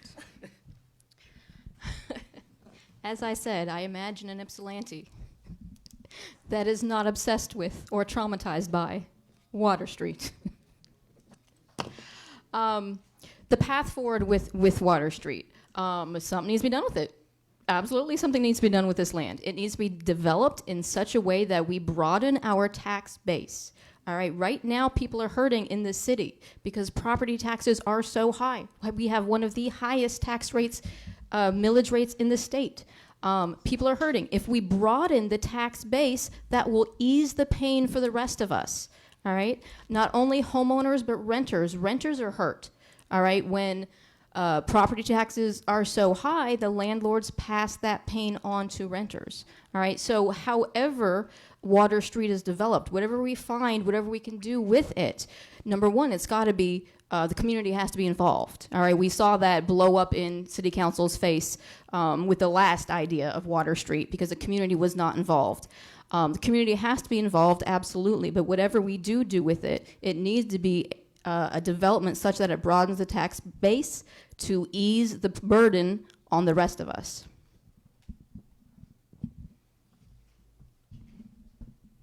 Oh, Water Street. Oh, Water Street. Oh, what are you gonna do for me? Okay, Water Street. Water Street consists of a lot of mines, I see. That park over there, Frog Island Park, that's my park right there. That's my Ace Spookoon Park. As far as that park and Water Street, Frog Island Park and Water Street being in connection, my thing is the project was started, but it's not completed. And I think as far as that goes, it does need to be completed at some point. But however, I think Water Street shouldn't be our main priority right now, because Water Street ain't gonna be there if the people ain't in the city no more. Everybody about to pack up and bust up out of here if this city don't get up off their tail and do what they gotta do. So Water Street ain't gonna secure us. If Water Street ain't gonna put food on our tables and get us back secure, Water Street needs to be something that needs to be dealt with when everybody gets secure. Thank you. You know, I get this question at doors all the time, too. I have a ready speech. Anyway, so here's the deal. So we have been marketing Water Street fairly passively for quite a long time, just kind of putting it out there. We've got a broker that knows about it, and, you know, it's listed in various places. But it's still relatively passive. It's kind of like waiting in a classroom and hoping the teacher might pick you to answer the question when you do know the answer once in a while. So what I'd like to do is I'd like to change this, and I'd like to take more control over what we do with Water Street. And to do that, what I'd like to have staff do is, and I would encourage us to move forward with this as mayor, is have staff develop an RFP, a request for proposals, with parameters that we decide on ourselves. We say, based on our master plan, what we want for Water Street, what fits our community. We send out the request for proposals across the country. Now, as odd as this seems, there are developers who work with brownfields. There are developers that work with it because they're used to capturing the tax credits, and they count on that as part of their business plan, okay? And there are developers that work with properties of this size. Let's find them. Let's offer them an opportunity to do something here, and let's move forward with it under our terms. Part of the problem that happened, the root core of the problem that happened with the last effort at Water Street, which I agree, debacle, fiasco, whatever word you want to use about it, it was a terrible mess, okay? And part of what happened there is that we had not put out there anything of our wishes, any bit of our wishes. We need to tell people what our plans are for that, find the developer who wants to work with us along with our terms. And that'll be a good foundation to come up with a better proposal for the next time and the final time. Thank you. I'd like to say this in regards to Water Street. I'm not promoting any development on Water Street because I think first we need to tackle the very first issue, which is an environmental one. Water Street is contaminated. And we've had many developers that have come into town that we've recruited, that as Ms. Bashert indicated, that we've asked to come into town and have submitted proposals. While I sat on council, we had one for affordable housing. And what tends to happen is they do their testing, their borings, they get down there and find out that one, there's concrete, that there's levels of contamination that they do not have the resources to deal with. So I'm proposing one, that we put together a citizen-led, citizen-driven commission to look at the paperwork from Water Street to identify the levels of contamination and then recommend to council what needs to happen next. That is not virgin soil. I've lived here for 40 years, and people will tell you stories about how that property was remediated. And we did receive grant funds back in the when it was first purchased to remediate. And one of the things the city manager said to me is that, you know what, if there's no one there to manage that or monitor that process, people will take dirt and drive it around the corner and bring it right back. So the first thing we need to do is identify the level of contamination on Water Street and then talk about what it's going to cost the citizens of this city to remediate it. We can RFP all day long, but when developers come here and discover, and even with experience in brownfield development, when they get here and discover the level of contamination, most of them back off because you have to have deep pockets to really remediate that and then be expected to develop. Put in the infrastructure and those kind of things. And that's what we've been asking developers to do, is put in the infrastructure, remediate, and then build. And that's a tall order. The city needs to take responsibility and determine the level of contamination and then the level in which the city needs to play a role in that remediation. Thank you. Okay, thank you. We're ready for audience questions. And just as a reminder, one question, please. Address the entire panel. You have 1 minute at the podium, and then once you're through answering your question, if you could just step away so that the people behind can see. So the first person we have on the sign-up list is Pat Trout. And while she's coming to the microphone, this will start with Mickeila, Tate, and then go around to Beth. I'm gonna have to go. You don't want it up, okay. Okay, as I look around at the audience, I think I'm probably the oldest person. I'm 84. And I have been in the Ypsi area since 1946. As a 12-year-old, I moved with my mother and my stepfather out to the corner of Willis and Sherwood Road. When I got married, I moved with my husband, who was an employee of Kaiser Fraser, into the Willow Run Flat Top Village. When they started to tear the village down, my husband and myself and our 4 children bought one of the new properties on one of the 2 streets, Bud and Blossom, out in the township. From the township in 1967, we moved to the location at 1239 Washtenaw Avenue. So I know a lot about Ypsilanti. I think one of the biggest problems Ypsilanti ever had, now when we lived on Bud and Blossom, the township wasn't the township that we know today. Right. It was, those people from Kentucky and wherever, Ypsi, you can't believe how vibrant Ypsi was in the 60s. Then they decided to widen Washtenaw Avenue. Excuse me, can you ask your question, please? Oh, okay. All right. I love the stories, but we do have to. This is going to be a difficult decision. I wish that we could take all 4 of them and say, we give you 1/4 of the mayor, okay? Because they all are intelligent. I definitely agree with Adrienne. Is that correct? $13,000 to. I need you to ask a question and step away from the podium. I do want to make a comment. Now the mayor is our. Okay, you're here for a question. Is the CEO.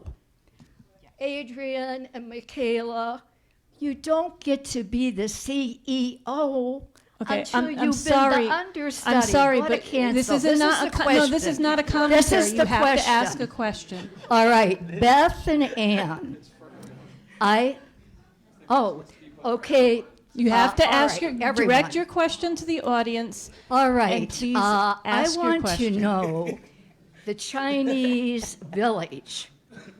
I don't know if you're aware that before the Chinese village ever approached Ypsilanti, they had approached Milan. I think it was the same. Excuse me. Okay. I'm still not hearing a question. All right, this is the question. Or you're going to have to cede your time. I want both of your views.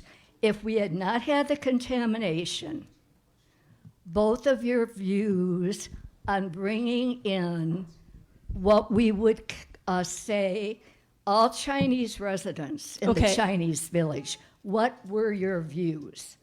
Okay, and I don't know if you have any views, Mickeila. So that's the question. What were your views? Say that the land hadn't been contaminated, gun-ho for building. Would you have been in favor of the Chinese village or said, no, we need something different? Thank you.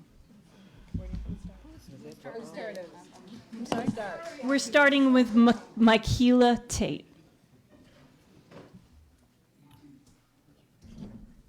Well, I did some research on the Chinese village actually about 2 months ago, June, July. And if I'm not mistaken, if I'm assuming that she's referring to this trip to China that the prior mayor took, if you will. And if that's what you were referring to, I did read about it and everything, and I did read about how the whole situation went down. And personally, I don't agree with how it went down. But as far as the community not even knowing about this situation, that was kind of a red flag in my book when it comes to the Chinese village. Again, the city is based on a lot of secrets. It seems to me a lot of undermining trips and a lot of undermining. Oh, we need money for this or we need money for that or whatever. But to basically put the icing on the cake and the cherry on the top, if it was implemented to where everyone knew about it and everyone can come into agreement with it, then I think it wouldn't have been a bad idea. But because it was dealt with in a very treacherous and undermining way, and even caused the city to look even better because we had a mayor that was investigated behind this because of the money. They were trying to figure out where she got the money from to go even on this trip, and everybody playing games, playing crazy like they don't know who did what and what did who. So with that being said, if the people knew about it, then I don't think it was a problem. But because they didn't know about it, I think it's an issue. We go to Beth Bashert next.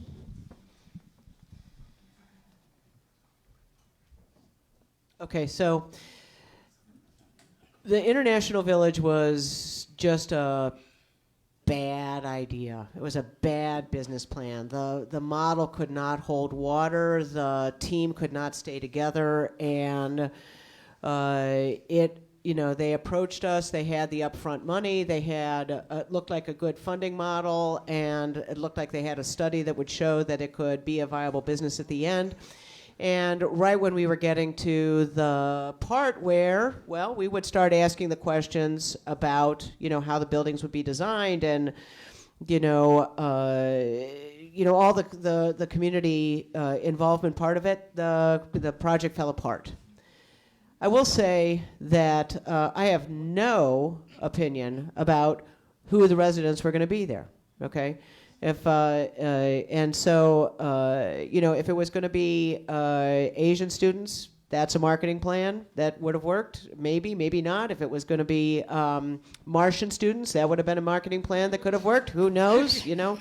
But I do want to say that that the whole International Village things was badly handled by staff. It was badly handled by the company that tried to bring it forward to us. It was just a mess all around. And it fell apart based on its own weight. And quite frankly, I think we're all thankful that it did. So there it is. Yeah. My response to that question is a no. I would have voted no, based on the fact that, one, I didn't think that the architectural renderings were appropriate for our city, and two, that the targeted audience for those apartments did not include Ypsilanti residents. Absolutely. The final thing I want to say on that is this. All of council should have taken responsibility. 3 or 4 of them voted yes, 1 voted no, and 2 abstained.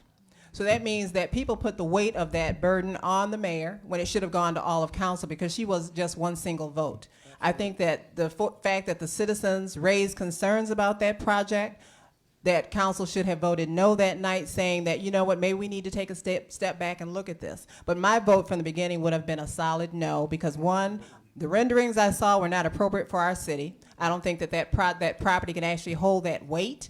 And 2, I don't think that any Ypsilanti residents or citizens would have been allowed to live there. And I've had seniors say to me, you know what, I want to sell my house one day and maybe live on the river. And that's the project that we're shooting for, one that all of Ypsilanti will have access to.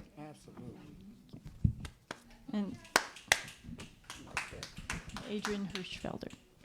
So that project was flawed from the beginning. I think everybody knows that that project was flawed from the beginning. Whether there was contamination in the soil or not, whatever stopped it, it was a mess. It was flawed. The ideas were flawed.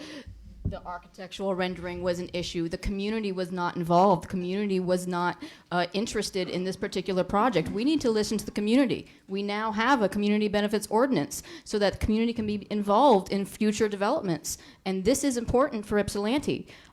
Whatever goes into that place needs to be something that is going to benefit the community of Ypsilanti. Part of your question sounded like, are we okay with Chinese people moving into? I was confused about that.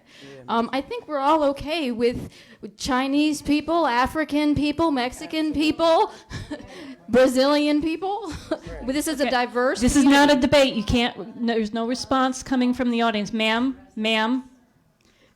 This is a diverse community. I think everybody loves the diversity of Ypsilanti, and we want to keep it that way. But whatever does come to whatever development does come there needs to be something that is available for everybody and benefits everybody in the city. Okay, we are not, ma'am, we cannot have a debate. This is, I'm sorry, but this is not a debate between the audience and...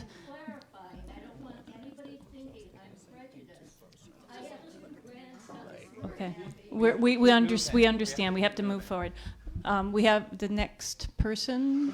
The next person is... Mickeila? I thought we went first with Mickeila. Yep, I'm going first. Yeah. The next question is from Nathaniel Romero. Okay, and again, please try to keep your question to 1 minute. You should look at the timer and finish up when you see the 15-second mark, and then step away from the podium. Right on. Awesome. Well, thank you all so far for being here. I really appreciate hearing everybody's answers.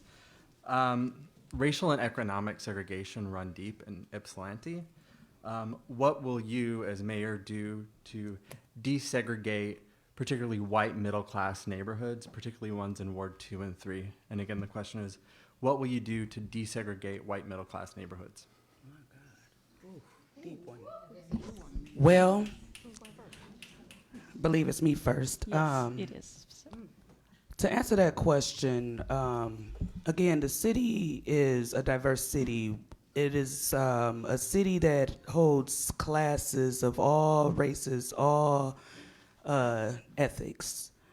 And moving forward, I would like to actually answer that for everyone as a whole. Again, because it's not just classified to just the white middle class, and that's probably been a real issue, is the separation and divination between the communities, which is why one side of the community is going down this way and the other side is going down this way, but we all in the same boat. Eventually it's going to fall like the Titanic. So as far as all classes, I don't want to just say the white middle class, because we all have breath and we all have life, and we all middle class, regardless of your race or regardless of your ethics. We all have an opportunity and need an opportunity to move forward and be prosperous. So what I would say for everyone as a diverse community, that we continue to broaden the middle class and make sure the middle class don't fall beneath their boundaries, beneath their financial security. And I'm speaking for all middle class, because it looks like to me the rich is trying to get richer off of taking from the middle class, and taking from the poor, bottom line. So with that being said, I believe that as the mayor, I would make sure that all of us get a fair chance of surviving and climbing to the top of the ladder.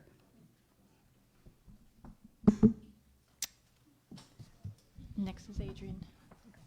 We're going. Okay, I apologize. Good. We're going that way. We're in reverse now. Adrienne Hirschfelder next. Nathaniel, is it? Thank you for that question. It's a very deep question. It's an excellent question for all of us. How would we desegregate some of the areas, particularly Ward 2 and 3? You know, I would go back to the issue of property taxes. We have extremely high property taxes. We are getting to the point with housing values rising that even people in these neighborhoods, the more affluent neighborhoods in Ypsilanti, are getting to the point where the housing property taxes are becoming painful and could be forced out of the city. And the reality is that as people can no longer afford their property taxes, they have to sell their homes. And who comes in? Rich white people. All right. The two cities that I've lived in prior to here fell prey to gentrification in a big way, both Seattle and Washington, D.C. My mother-in-law was forced out of Washington, D.C. And what happened in Washington, D.C., these neighborhoods that were black became whitewashed. This is because of the rising property taxes and rising rents that people can no longer afford. And it's a possibility. We're seeing values go up. It's happening here. We've got to do something to make housing affordable for everybody. And so that the residents of Ypsilanti can continue to live here and afford to live here wherever it happens to be. Ann Brown. Thank you for that question. I mean, it took me back some years because I lived through busing in the 60s. And so it brought me back to that point in time of how are we going to make sure that our school systems are desegregated. I've lived in Ypsilanti, as I said, for 40 years, and I've lived in every corner of this city. I've lived in the white townhouses. I've lived in Ward 2. I've lived in Ward 3. I think that, when it comes to housing, that there are several things we can do as mayor. I mean, we can incentivize programs like they did with Eastern when new people come into town, or if citizens are trying to buy a home, then we can offer some support. And I think that should come from city council if we can do that. The other thing, though, is I think you need to take a walk around this city. I live in Ward 2, and every one of my neighbors is black. Every last one is black. From the corner on down to my next door neighbor, to the people that live up the street. I think our community is very diverse, and that's why it's one of our hallmarks is pride, diversity. I think, though, that when it comes to affordability of housing, that we need to first talk about jobs, and we need to talk about education. That's right. We have people moving into this city from all over. I've met African Americans from New York, from California, who have chosen Ypsilanti, and that's a good thing. We actually have Caucasian white folk that are moving from Ann Arbor, and that's a good thing because we do have diversity and pride. I do think, however, though, when you ask that question, there's an underlying thing that's happening, and that is what I call, economic displacement. That as our citizens who grew up here that may not have the resources to purchase in Ward 2 at this moment, is what you're asking really about the question is where it's rooted in, is the fact that we have to do something about the fact of affordability. That houses across the city are going for $300,000. And so when Adrienne mentioned the fact that people are being pushed out, they're being pushed out at all levels. Because we're talking about people that may have, thank you. Good thing I looked around.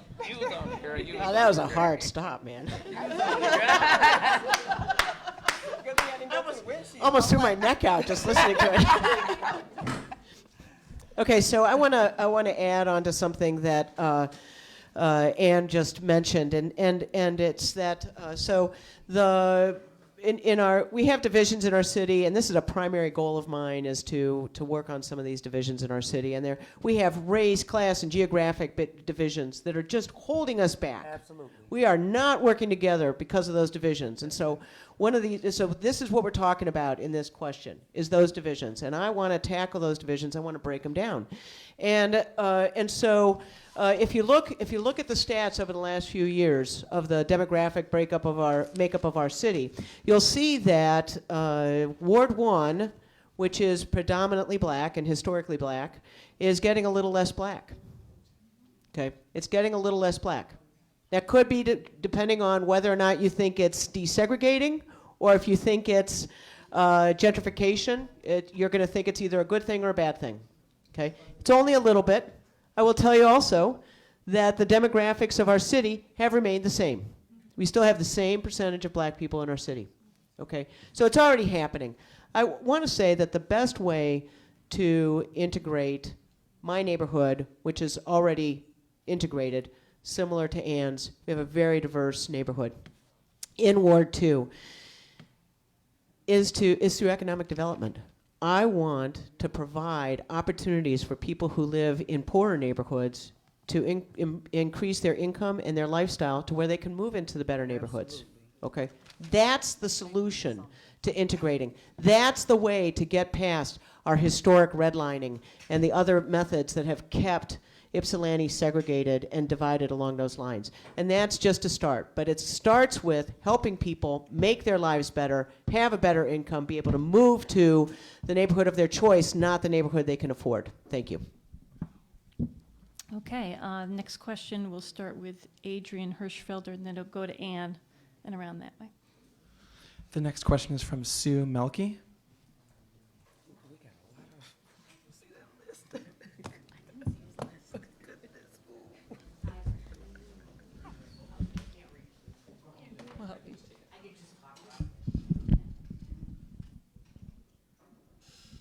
Hi.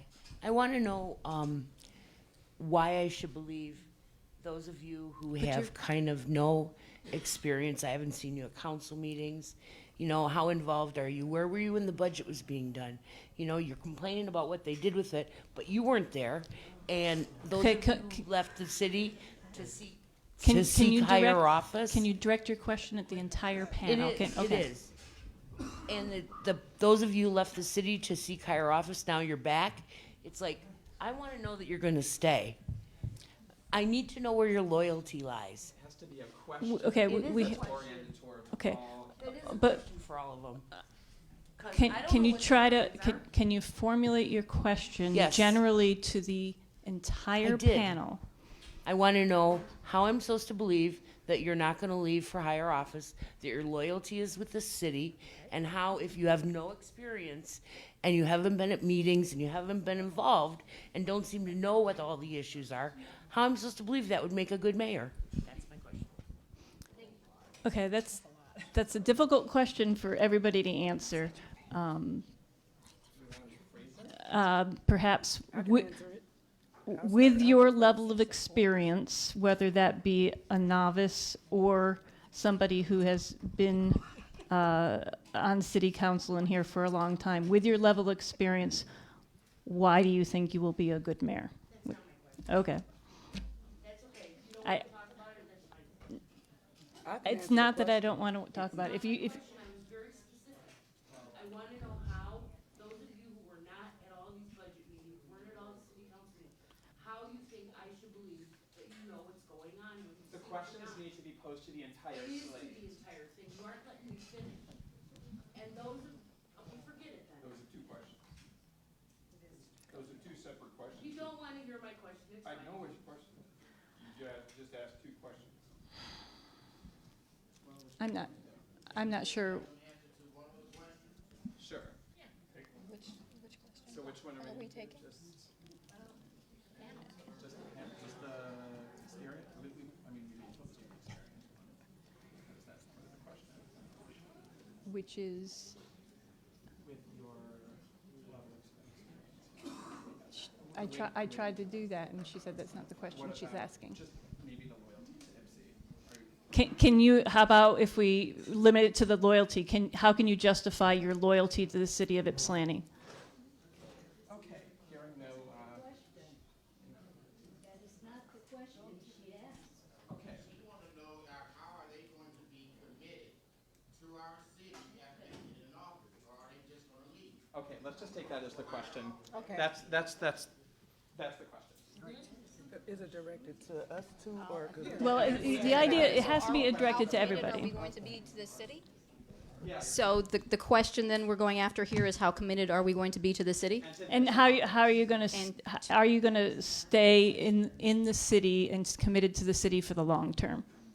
Well, for me, yes. Absolutely, I'm going to stay in this city. I would not be running for mayor if I did not have a passion for this city, if I did not have a love for this city, if I did not have a drive to make this city better. I believe that this city has so much potential to be so much more than it is, and I'm in it for the long run. As I said in my introduction, I have not been around or paid attention to the events in Ypsilanti for very long, but since I have begun paying attention, I have become very passionate and become very interested in seeing this city prosper and seeing the people of this city prosper. Ann? Yes, I wanted to, I'm glad she asked that question because I know there's been some concern because I ran for state rep in 2016, and I ran for state rep because I was recruited by a national organization, Emily's List, and also the Michigan Women, a progressive women's organization. I had worked in the district for 12 years for the Michigan House of Representatives and was recruited because of my experience and because we had no candidate at that time in the race. So I ran to represent this city, and the unique thing about my running for state rep was the fact, had I won, I would have been the first representative from the city of Ypsi to serve in that capacity, and I thought that would have been a cool thing. All of our representatives to date have come from the township. So I was recruited to run for state rep. I'm running for this office because it's very personal to me. I have lived in this community and watched our children grow up year after year, and many not have equal access to opportunities, and particularly in education and employment, and that's important to me. I want to make sure that we go forward, and who at this table do you see can help make that happen? I want to say this. I'm 58 years old. I'm not a kid. So this isn't a stepping stone for me. I don't see this as an opportunity for me to do this or do that. I want to serve this city, and I believe I have the leadership skills, the leadership capacity and ability and vision to do that. And I'm asking for your vote on November 6th. So for me, again, I'm 58. I'm not looking to leapfrog to anything. I have worked in public health. I've worked in public policy. I have a huge amount of experience that I bring to the table, and I want to share that with my city to make sure our city advances. Beth Bashert. Thank you. So, so I have this weird passion for local politics, and there's a question, an open question about whether or not it's a mental health issue, and particularly in Ypsilanti, we have very colorful local politics. Okay, and so, but I actually am passionate about our city and our community, and that's where it is. I'm not. This is all that I'm about. You know, my family will tell you that I'm attracted to dirty jobs that nobody else wants, and by the way, you don't get any credit for when you do it. And I would put this in that category, okay? Because it's like asking for a license, shooting license for the whole city on you.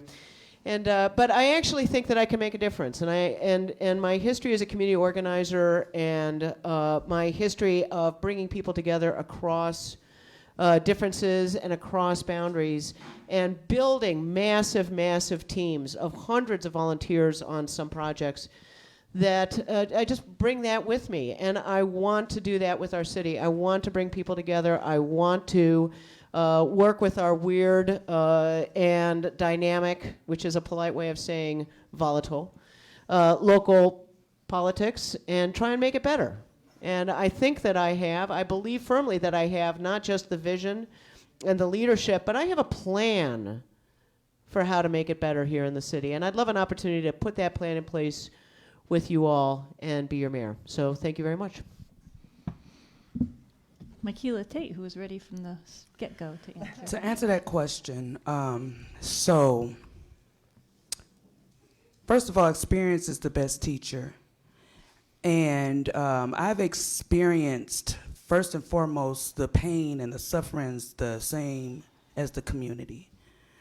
Bottom line, I am walking in the same fire as the community, but I'm coming out without smoke. And what that means is, as I am walking through the fire, I have an opportunity, have been through the fire, have an opportunity to help bring others out of the fire as well. The fire that consists of the oppression and suppression of the city. I've experienced it. So one of the questions that I did not want to sweep up under the rug that she asked was, if we don't got experience or we don't have no budget, if you haven't, first of all, I have been to some of the meetings, the budget meetings, and I've been doing a lot of research on it as well. and it don't look pretty to me. It doesn't look pretty to me at all. The city of Ypsilanti, I feel like budget-wise needs to do better so the people will come out the hole. As far as my being able to stay here in the city, that has been something that has already been a part of my heart. I don't have any intentions on leaving this city. I have a lot of intentions on growing this city and bringing this city together in unity, and possibly, hopefully, if I become the mayor, being able to help get this city out of the stream of oppression and suppression. Okay, next question, we'll start with Ann Brown and go to Beth and back around this way. So the next question is from Casey Kozlowski.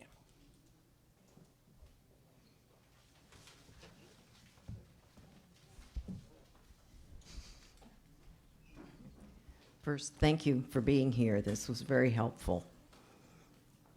I've been hearing a lot of dissatisfaction with past city council decisions going against what the citizens want. As mayor, what strategy would you employ to lead council so our citizens feel that they're being heard? Ann Brown. Yeah, thank you. That's a great question. And as mayor, one of the things that you're charged with is really galvanizing city council, making sure that the goals and objectives that the citizens have set forth are carried through. And my plan for that, when I actually sat on council, I actually asked council to sit down at a table together. We've had a facilitated conversation on how we communicate one with another. Some of the council members chose not to participate. So that's one thing, is that we have to garner the support of each other. And I think initially for me would be to sit down with council to talk to them about what their hopes and aspirations are in terms of their own desire for serving on council and how they see their wards, but how we see the city. And I think that working together is a challenge, but you have to overcome those challenges by having leadership. And leadership takes the helm in the sense that we know and get together with the city manager and the city staff department heads to understand the goals of the city and the objectives of the city. But the key thing for me would be to make sure that the citizens' voice is heard, and that is not just in citizens coming to the meeting, but we have to put a plan in place. When I served on council, one of the key issues was lack of communication between council members, but also to the citizens. And we see that played out every day in the decisions that are being made, that citizens really get the brunt of that and have no idea what is taking place. So for me, I've thought about that hard and long. It's not an easy solution, but I think one strategy would be that after council meetings, that there would be a summary that not just goes to council, but a summary that goes out to the citizens. When I was on council, I did a newsletter, and the city manager came back to me and said that's kind of costly. So we need to determine what a mechanism would be that would allow us to communicate with the citizens one-on-one. Citizens need to know what happens from the council table the very next day, because it impacts their lives. So I know that was kind of a roundabout answer, but the key thing is that we just have to engage our citizens, and that's going to take some work as well, because citizens really have just taken a step back and given up in some sense, just says, council's just doing their own thing. And we need to garner the trust of our citizens back. And that would be the first step in getting our trust back. Beth Bashert. Excellent. So when I was running for city council, and I'm currently on city council now representing Ward 2, when I was running 2 years ago, I went door knocking, because that's what you do when you run for office. And at the doors, I heard, wow, I don't know who my current representatives are. I don't know what they look like. I don't know. I've never heard from them. And I decided that was a problem. And so I started, even before I held office, once I won the primary, knowing that I was likely going to be unopposed in the general, I just started holding monthly office hours. Sit in a cafe, announce it in the methods that are available, which are imperfect, and be there once a month, every month, relentlessly, and I have done that. And I have to tell you, I have regulars. I've had some that have turned into salons, kind of where we've had free-flowing discussions about, the troubles of the world. And I've had some where I've sat down and done some writing for city council because nobody showed up. That's how they go. It is showing up and being available. The second thing, and I'm going to continue that as mayor, and more importantly, I'm going to move my city council, my mayoral office hours around to different parts of the city so that I'm in the neighborhood of people and rotate that around. The second thing is I don't know why mayors don't have town halls regularly. City council people do. But I've already got a plan in place to hold town halls in each ward once a year with those city council members and staff so that we can answer your questions, be available, hear what you have to say. Okay? And I have to tell you that I learn so much and I hear so much from constituents about what is going on and what they want and what is bothering them and what they need and what is on their mind from these office hours and from the accessibility that I've started with from the beginning. And I look forward to even more of it as we go along. That's one thing. There's more beyond that because we have to make city council healthier and communicating among ourselves, and I have a plan for that as well. So thank you. Thank you. Mickeila, Tate. My city council goals is start from the top. Clean house. CLEANHOUSE.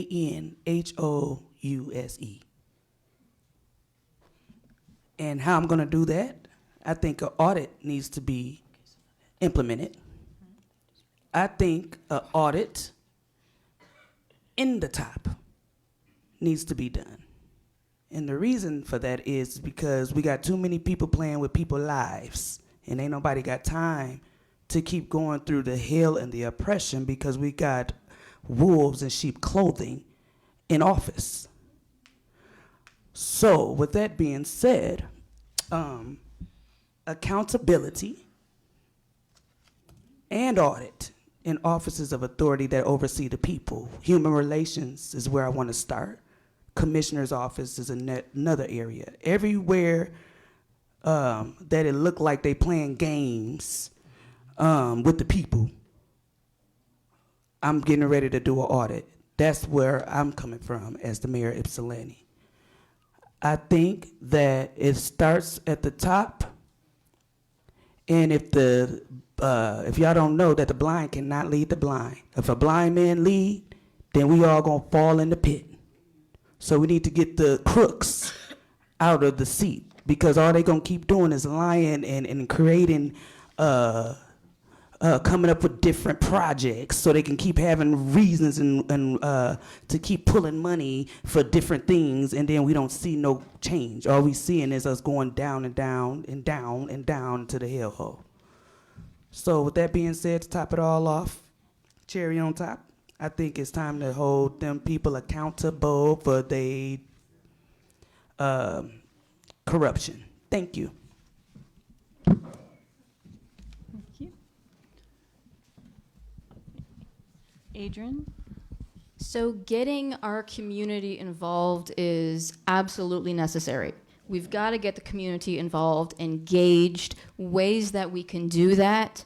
Town halls, I agree with. I think those are the great ideas. Public hearings regarding decisions that are being made, bringing people in to the table,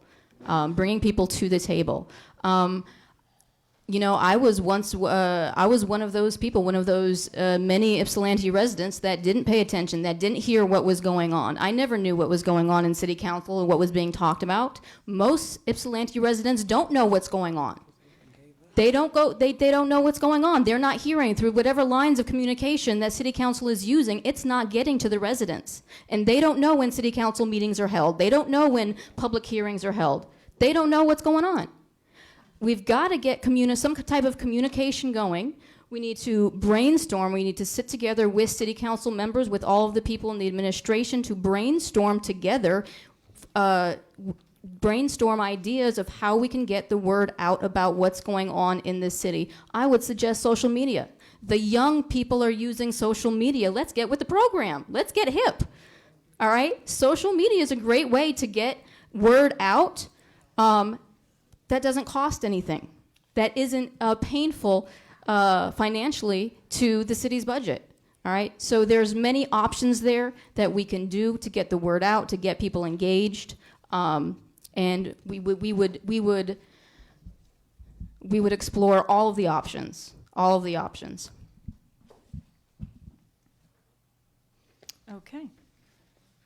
We are ready for the next question. I'm out of list, and I'm going to start again at the top and then re-rotate around. So, come on, girl. And we're going to start with Beth. Bashert, and then go to Ann. Go that way again. So the next question is from Steve Wilcoxon. Lucky you. Hello. There's differing opinions on removal of the Peninsula Dam. There's different economic benefits. There's different monies available for removal of that. Please give us some idea of what your stance is on that and why you've come to that stance. Thank you.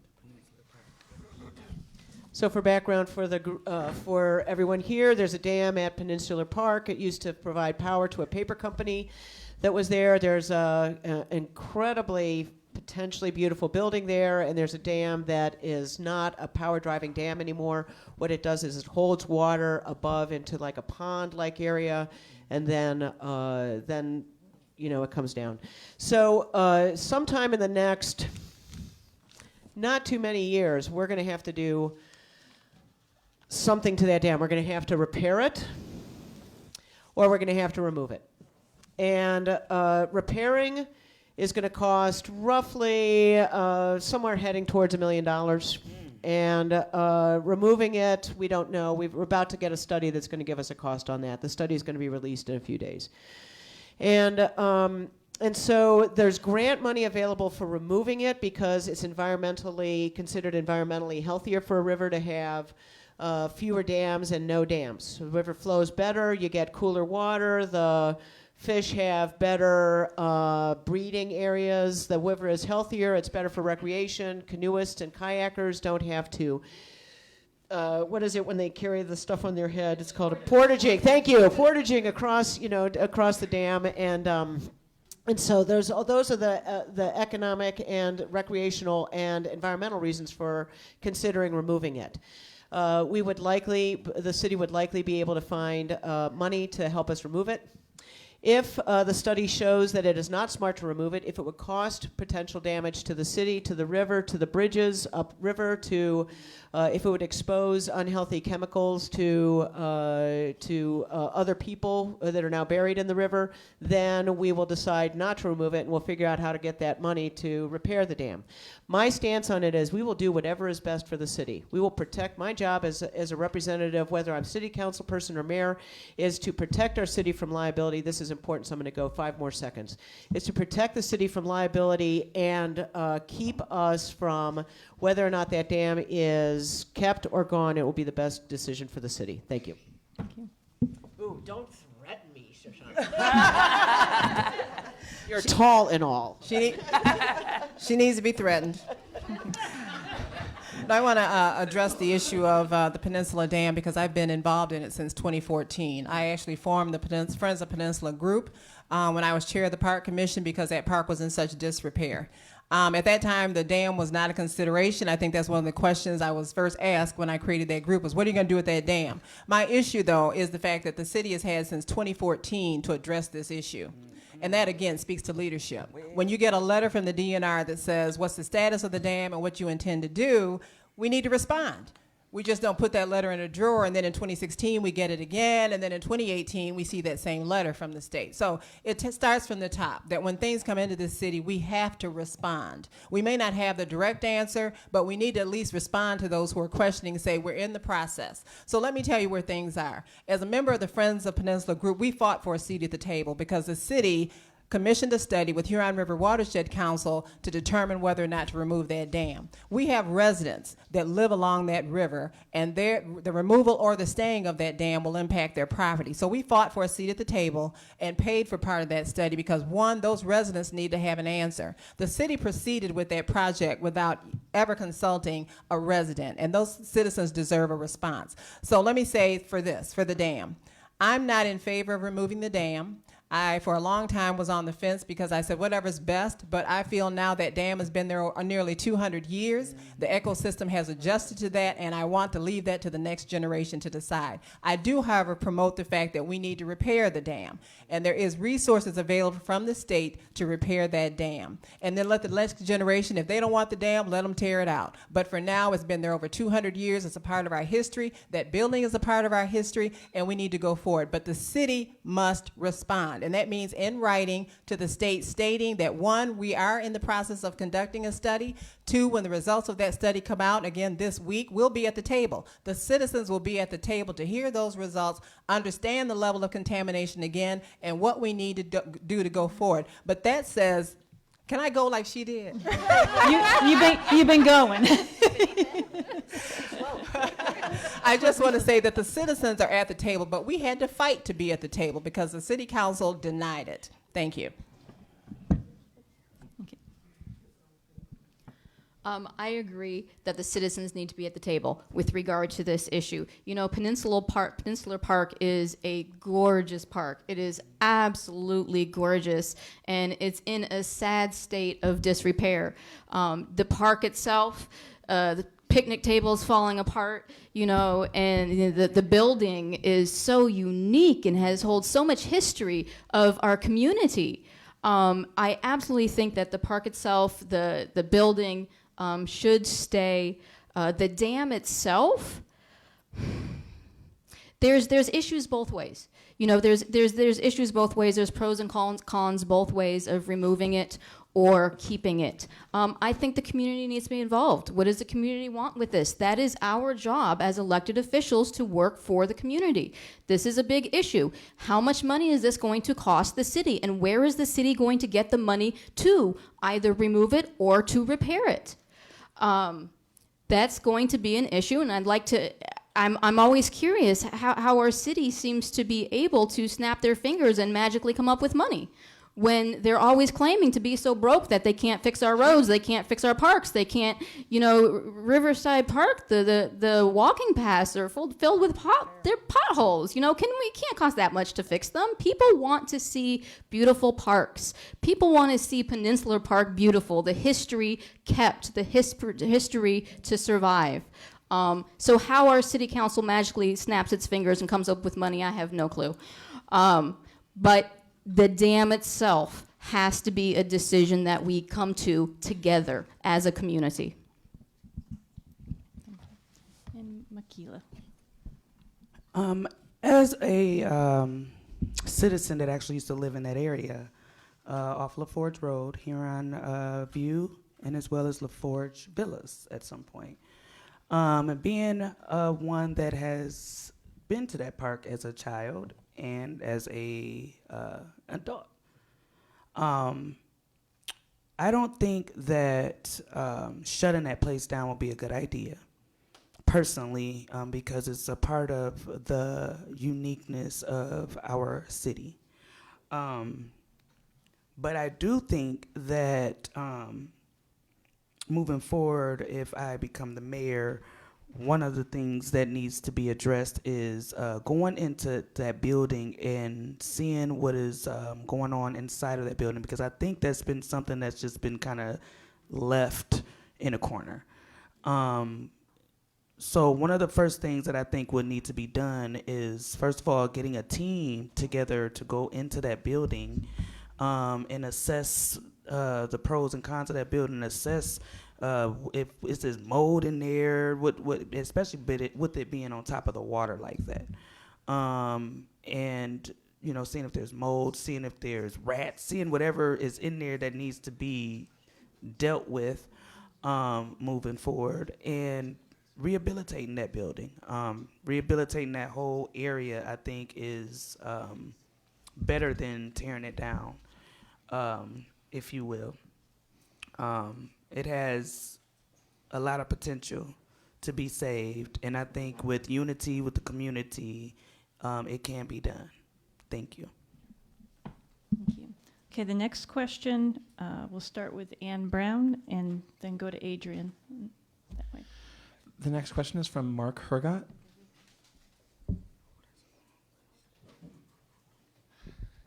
Hello, it's always good to see all of you. So let me identify myself. I am a white, male, heterosexual, cisgendered recipient of intergenerational wealth. And I care about this community. How do you think is the best way to get people like myself involved in ways that they have traditionally caused difficulty with grand projects. Thank you. What was that word? Did you request, kind of, re-elaborate? How are you going to get the rich white folk to help? Good question, Vic. Good question. That was right up my alley. Thank you. That's the way to present Carry a question. I want to say this, that we already have rich white folk involved. And it's not just because of their resources, but I think at this point in the city that there's a lot of interest. Businesses are growing.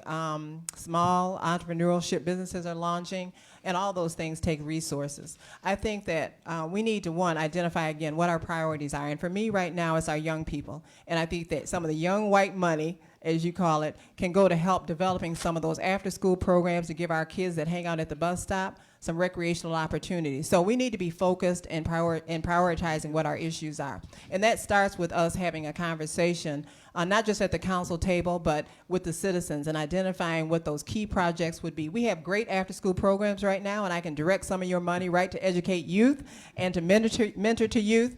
Because they are doing the good work. But again, it comes down to prioritizing and then aligning our money with those priorities.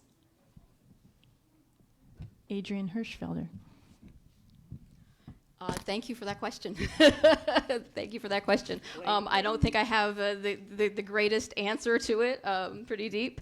But we need to get everyone involved, regardless, who you are, what economic background you come from. We need to get everyone involved. We need to get everybody talking. We need to bring everybody to the table, and working together as a community, brainstorming, getting ideas from you, getting ideas from all the different strata, all the different people in this community. I think a lot of people in this community have great ideas for the future of Ypsilanti, but they keep it to themselves. They share it with their friends, but they don't come to meetings. They don't. Attend and vocalize that and share it. We need to brainstorm together as a community, all of us, regardless of where you come from. I love that question because oppression is one of my main things I'm focusing on. Focusing on suppression and oppression of the people because I'm feeling it. And it ain't a good feeling.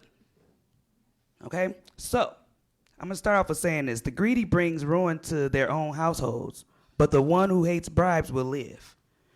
That's in Proverbs 15:27. The stingy are eager to get rich and are unaware that poverty awaits them. That is in Proverbs 28:22. And with that being said, y'all can find that in whatever word of God y'all have. But moving on, I needed to put that in the atmosphere because bottom line, the rich need to understand, and that's what I'm going to do as the mayor, is help the rich understand that the more they oppress the poor, they going to oppress themselves. The rich has to start doing what they have to do in transferring the wealth in order for everybody to be stable. So how I'm going to do that, once again, is clean house, because the rich is in the house. The rich is already in there. The rich is, they already done been councils and city council. They done already been there, done that, and they been seeing the problem existing, but nothing has been done. So bottom line, to get the rich to do what they need to do for the poor, it's time to clean the house, period.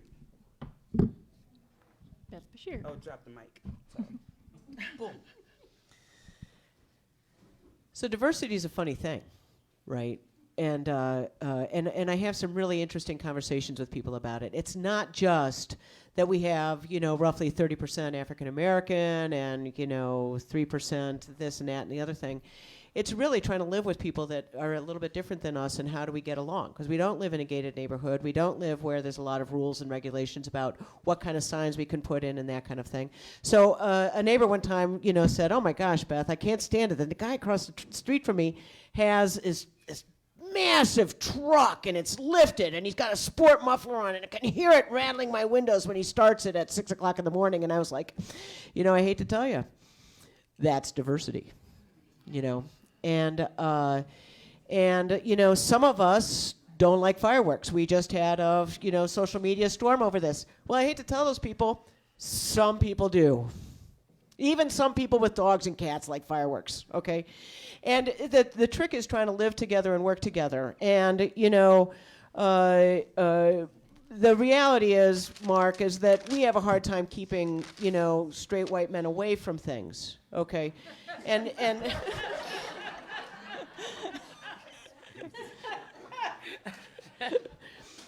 you're more than welcome. We just need to make sure that when we do outreach and we do talk to our neighbors and we take in consideration that differences, even if we are uncomfortable with them, are okay. And we need to work together. We need to sit down together, and we need to get along with the guy with the sport muffler on his big freaking truck, So that's the story. And Mark, you're welcome anytime, and so are your straight white male friends, especially if they have money. No. Okay, our goal is to finish by 9. We need to leave time for closing statements, so we can take, I think, 2 more questions. So I apologize to those who are further down on the list, but we have 2 more to take. So the next question is from Yolanda Portas. And we're going to start with Adrienne Hirschfelder and move to Mickeila. That way.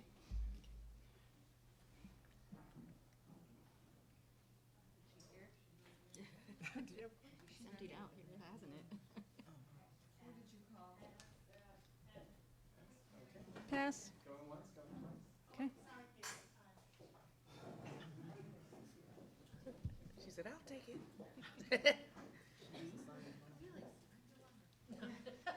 Sorry, I was in my phone, wasn't paying attention. Okay. There's a lot of opportunity that is available to us in the city. And as someone who is a business owner in the city, who has an agency, and clients who are up and down Michigan Avenue, I think that I like to understand what does the city plan to do to help support businesses and help us grow so that we can provide opportunities for the community. Thank you. Adrienne Hirschfelder, you are first in that one.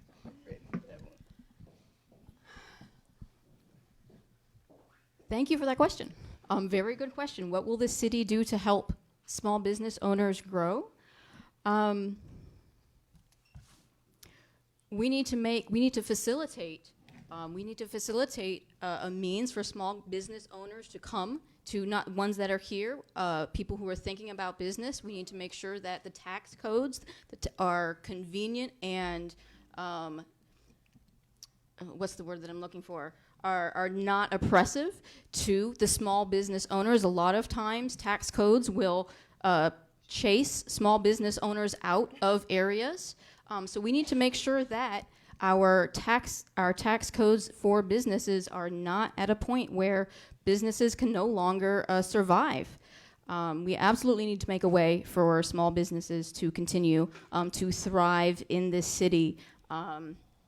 If we can bring people to this city, and make this city a happening place, then you're going to bring business to those small businesses. All right, so bringing people to this city is also important, making it thrive. We have so much going on here. Holding festivals and things like that are things that will bring people to the city. And bringing people to the city is good for all of our business owners. Thank you. Going to Mike. As a entrepreneur myself, thank you for that question, because that's an issue that I've had myself as a citizen of this city. So one of the good ideas that I came up with within this past couple months, I've been doing a lot of looking at these buildings. We got a lot of vacant buildings in this city. We got vacant buildings all up and down Michigan Ave, all over there in Cross Street area, that can be filled with small businesses. So one of the things I want to implement is, first of all, we need to get them buildings secure, okay? Second of all, coming up with a fund. I would say, because one of the hardest things I can see for a small business is having the finances to even start a business. So coming up with a fund that will assist the community or small business owners with even jumpstarting a business, because if we don't have the businesses out here, our city gonna fall, period, because we don't have no kind of cash flow coming through here. We don't got no cash flow coming through the people. So if we don't got the cash flow through the people, we can't even hold the businesses open. So I think assisting with the businesses that we already have, coming up with some kind of grant is one of the things that I wanted to implement if I become the mayor, is coming up with a grant or some kind of fund that will assist the businesses that are already here and developed, and then assist the businesses that want to start and want to open up. Because I think bottom line, if we get that cash flow coming through this city, and bring back entrepreneurship in this city, I believe our city got a big chance of coming out of the hole. Thank you. Beth Bashert. Oh. Your mic is better than mine. Clearly, I have poor boundaries. All right, so, let's start. This is a laundry list of things that we have to do. Okay, so first of all, the city has to have a healthy relationship with the DDA, and we don't have one now, and we need to get that going. We need to fix our relationship with the DDA so that we're having real conversations about how to do the changes that are necessary to make the downtowns more accessible. Second of all, we have to fix our parking problems. Okay, we have to fix our parking lots, we have to fix our parking meters, we have to come up with a strategy that will gain enough parking for us to be able to bring the people into our city so that our businesses are full and thriving, okay? And the rest is along those lines. We have to fix our roads, as we've talked about. We have to have, support the festivals that are here, because that brings a lot of traffic into town. Ypsilanti has a lot of very healthy festivals. Our downtown, by the way, is getting better and better and better and more full. Depot Town busting out of the seams. Thompson Block is going to be open next year, and construction is moving along apace. We have Washington Street that is basically full. Okay, it's amazing. We have not just restaurants now, but we have daytime businesses downtown that have people that are working downtown and going out to lunch downtown at the restaurants that we have. So, we're moving in the right direction, and we're causing problems. We do have a massive parking problem. By the way, if you're going to choose your problem, I'd like to choose to have a parking problem, okay? Because that means that we have too many people coming to our businesses. That's a good problem. We're going to solve it. And that's how we support our businesses. That was a great question, and thank you for it. Thank you for the question. And my response is twofold, actually. When it comes to small businesses, we know small businesses are the backbone of our economic growth. So that means that we support them because they, in turn, can increase the number of people they hire, which increases our number of people that are employed. In supporting small businesses, we need to do a couple things, and that looks like this. One, we can provide help in terms of capacity building, which means that a business owner can go through a series of things with the city to understand city resources, how to access city services, the things that will help the business grow.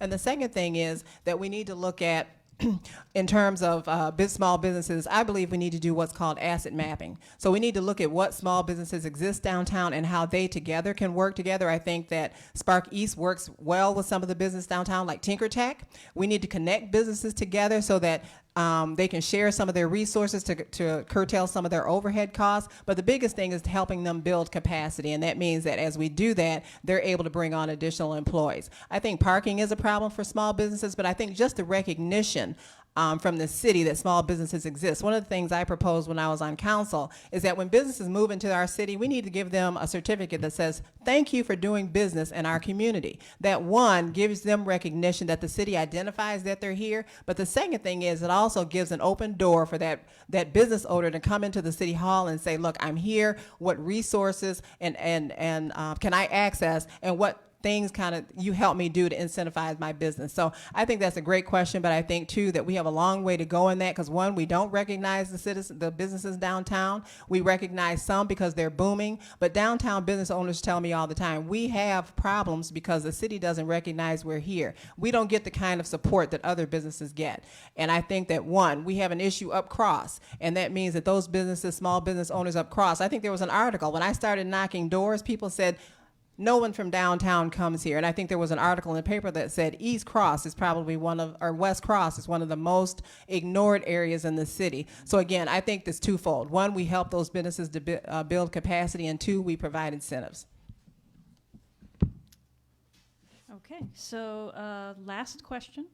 We're going to start with Mickeila and go over to Beth in that way.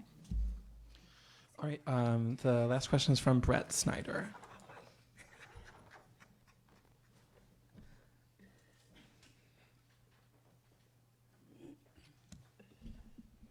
I almost left. I didn't think I was going to get my question asked. So I know there's been a lot of, we're overtaxed and everything, but there are a lot of people who work at EMU who don't live in the city, who come from outside the city, and we're not getting any of their money. So my question is, for everyone, what do you think about a income tax, city income tax? I know it's come up before and it got shot down, but that's my question.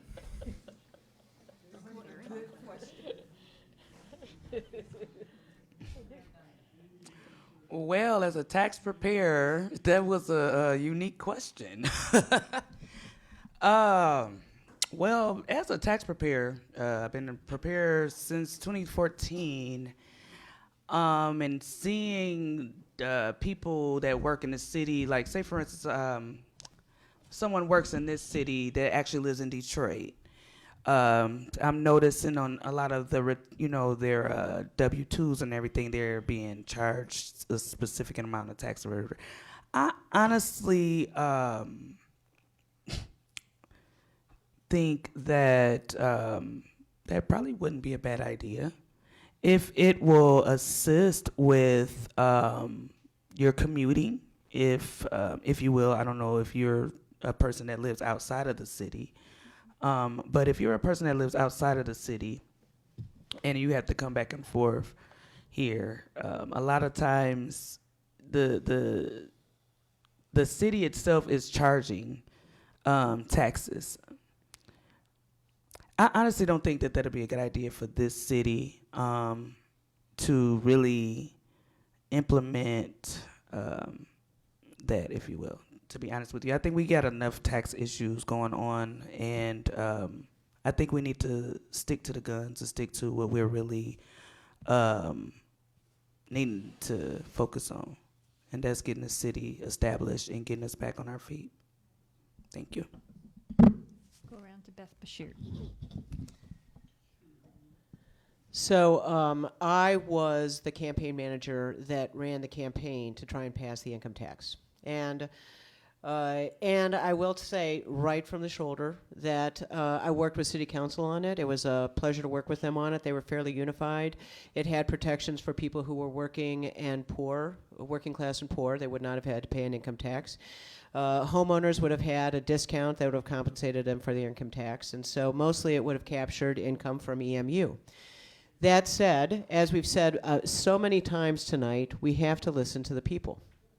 And the people of Ypsilanti said, no, we don't want an income tax, and that is great. We've said no to it twice. One, it didn't even get to the ballot, and second time it got to the ballot and it lost 2-1. I think it's a settled issue. And we have to move on to other ideas that are going to work. And yes, we do not capture any money from EMU, and yes, they actually cost us money in some ways, and yet they are our partner in the city, and we have to respect them and make sure that they stay a strong partner with us. So no to income tax, I think, but we'll look for other solutions for long-term economic health. I would say no to income tax. I know that, as you indicated, that we don't capture that money from Eastern, but at the same time, I think that the citizens have been very gracious in passing millages for us to handle our debts. And the city is no longer in the position it was several years ago. Even when I was on council, we managed to refinance those bonds on Water Street so that that money no longer comes. It came from the street millage that we continued, and the citizens voted on that. I would say no, again, to the income tax. I think it has gone before the citizens, and they flatly voted no. So I don't think that's something we need to bring up at this time. I think there are other avenues that we need to pursue at this time. Adrienne?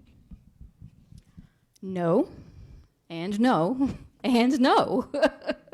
No, we don't need more taxes. I am absolutely against any more taxes. We're hurting already.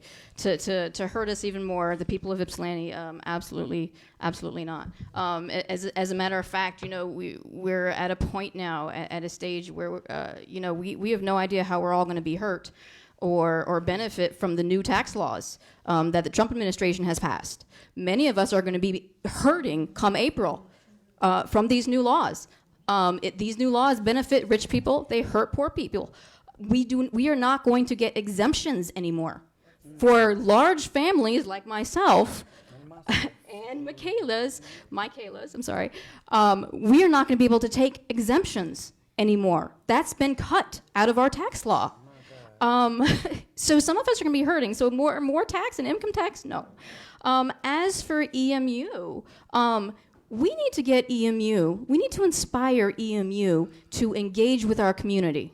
All right. EMU is kind of like this. As a person who works at EMU, I'm on campus every day. And EMU is kind of like this, its own little bubble in the city. They're its own little bubble, and there isn't a lot of interaction and engagement from the campus and the campus community to the city community. We need to get EMU inspired to engage with us. There's many ways that we can do this.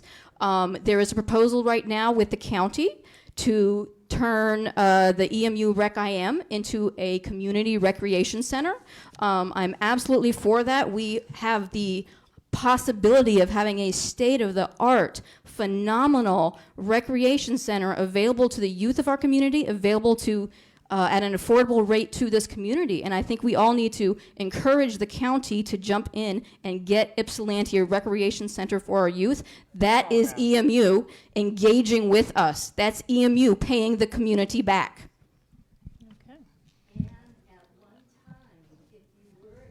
Okay, so we are now ready for closing statements. And people used to go there, yeah. We're now ready for closing statements, and we are going to start with Mickeila and go to Adrienne and back that way.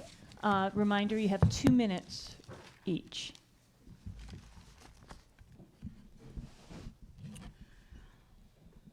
Coming to a close, I would just like to make sure you all are aware that my heart goes out to this city tremendously, because I've had a chance to experience a lot of the flaws in this city, and I've got a chance to feel what you all feel. I feel the frustration. I feel the desperation of wanting help or needing help but don't know where to go to from it. I want to enlighten y'all on this. What is greed?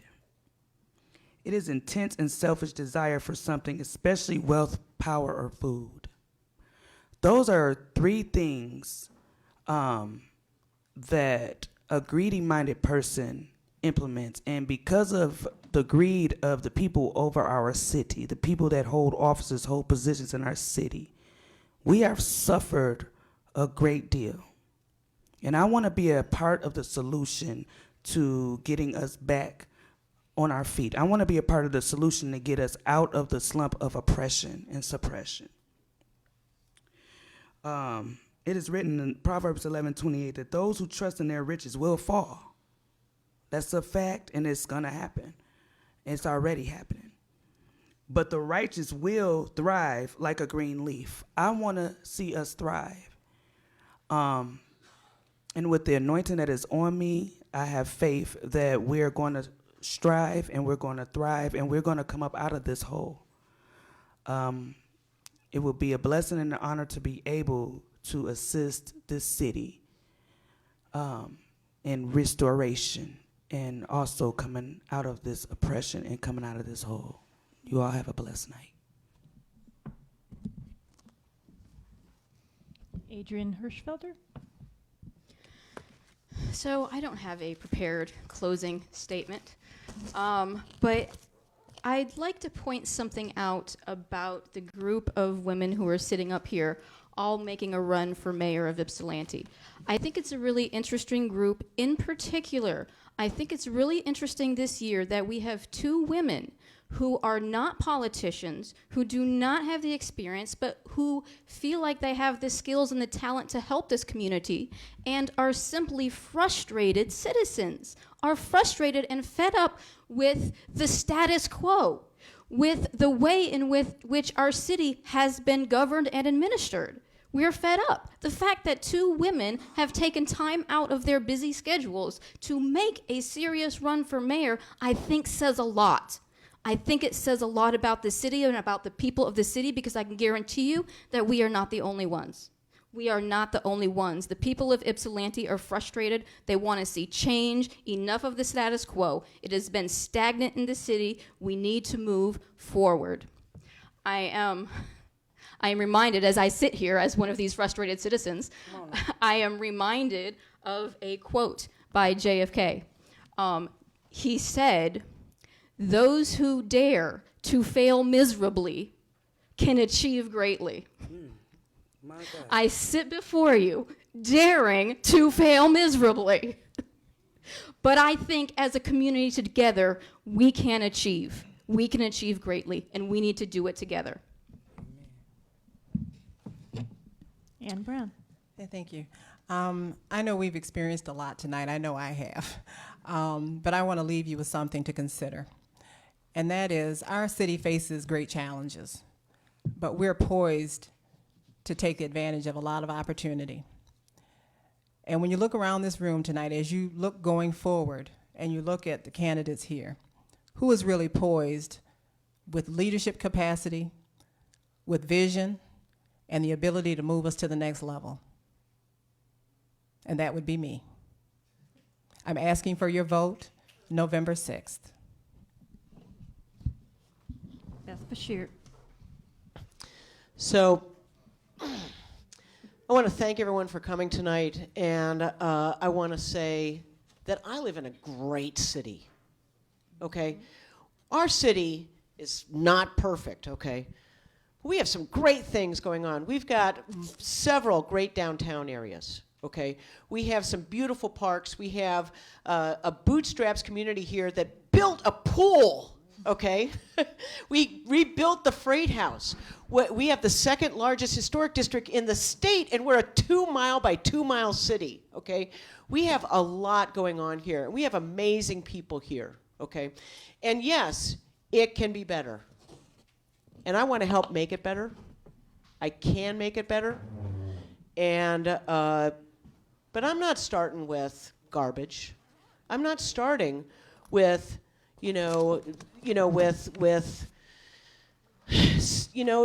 terrible flaws.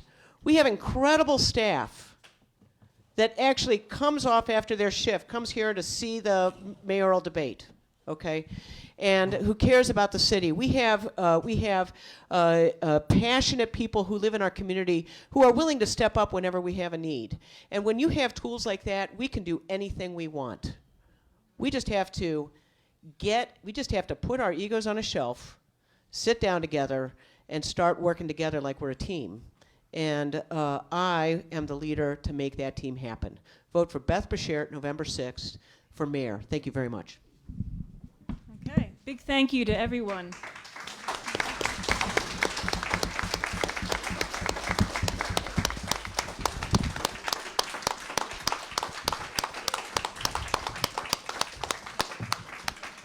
So thank you so much to the candidates for participating in tonight's forum. This forum was a partnership between the League of Women Voters of the Ann Arbor area, the Ypsilanti District Library, and the Riverside Art Center. Thank you so much to the Riverside Art Center for hosting, for the work of Emily and Marissa and everyone who works here. Thank you so much to Roberta for moderating. Thank you so much to Teresa for doing the time. Thanks so much to Holly for helping with the sign-in sheets, and to Jesse and Nick for doing sound. Thanks to Ypsi Live for existing so we can live stream this. These forums will be rebroadcast on Channel 19 a number of times between now and the election and are available on demand for streaming on your computer or smartphone. Go to the website lwvannarbor.org and look for the link for the programs. They're also available on the Ypsi Live Facebook and also on the League of Women Voters of the Ann Arbor Area YouTube. For additional balanced, nonpartisan information on candidates and ballot issues, go to Vote 411 and enter your address. There you will find information on the candidates and ballot proposals that will appear on your ballot. And if you want to see more forums here about your local community, there's a City Council for Ward 3 Candidates Forum tomorrow night at 6 here. On Wednesday, next Wednesday, the 17th, there's a School Boards Candidate Forum here at 6 p.m., and the League of Women Voters of the Ann Arbor area and the League of Women Voters of Michigan are also putting on What's on Your Ballot sessions that will be discussing the ballot issue. There'll be one on the 11th, next Monday, at the Whitaker Road Library in the community room, and one on the 15th here at the Riverside Arts Center. Be sure to vote on November 6th, and good night.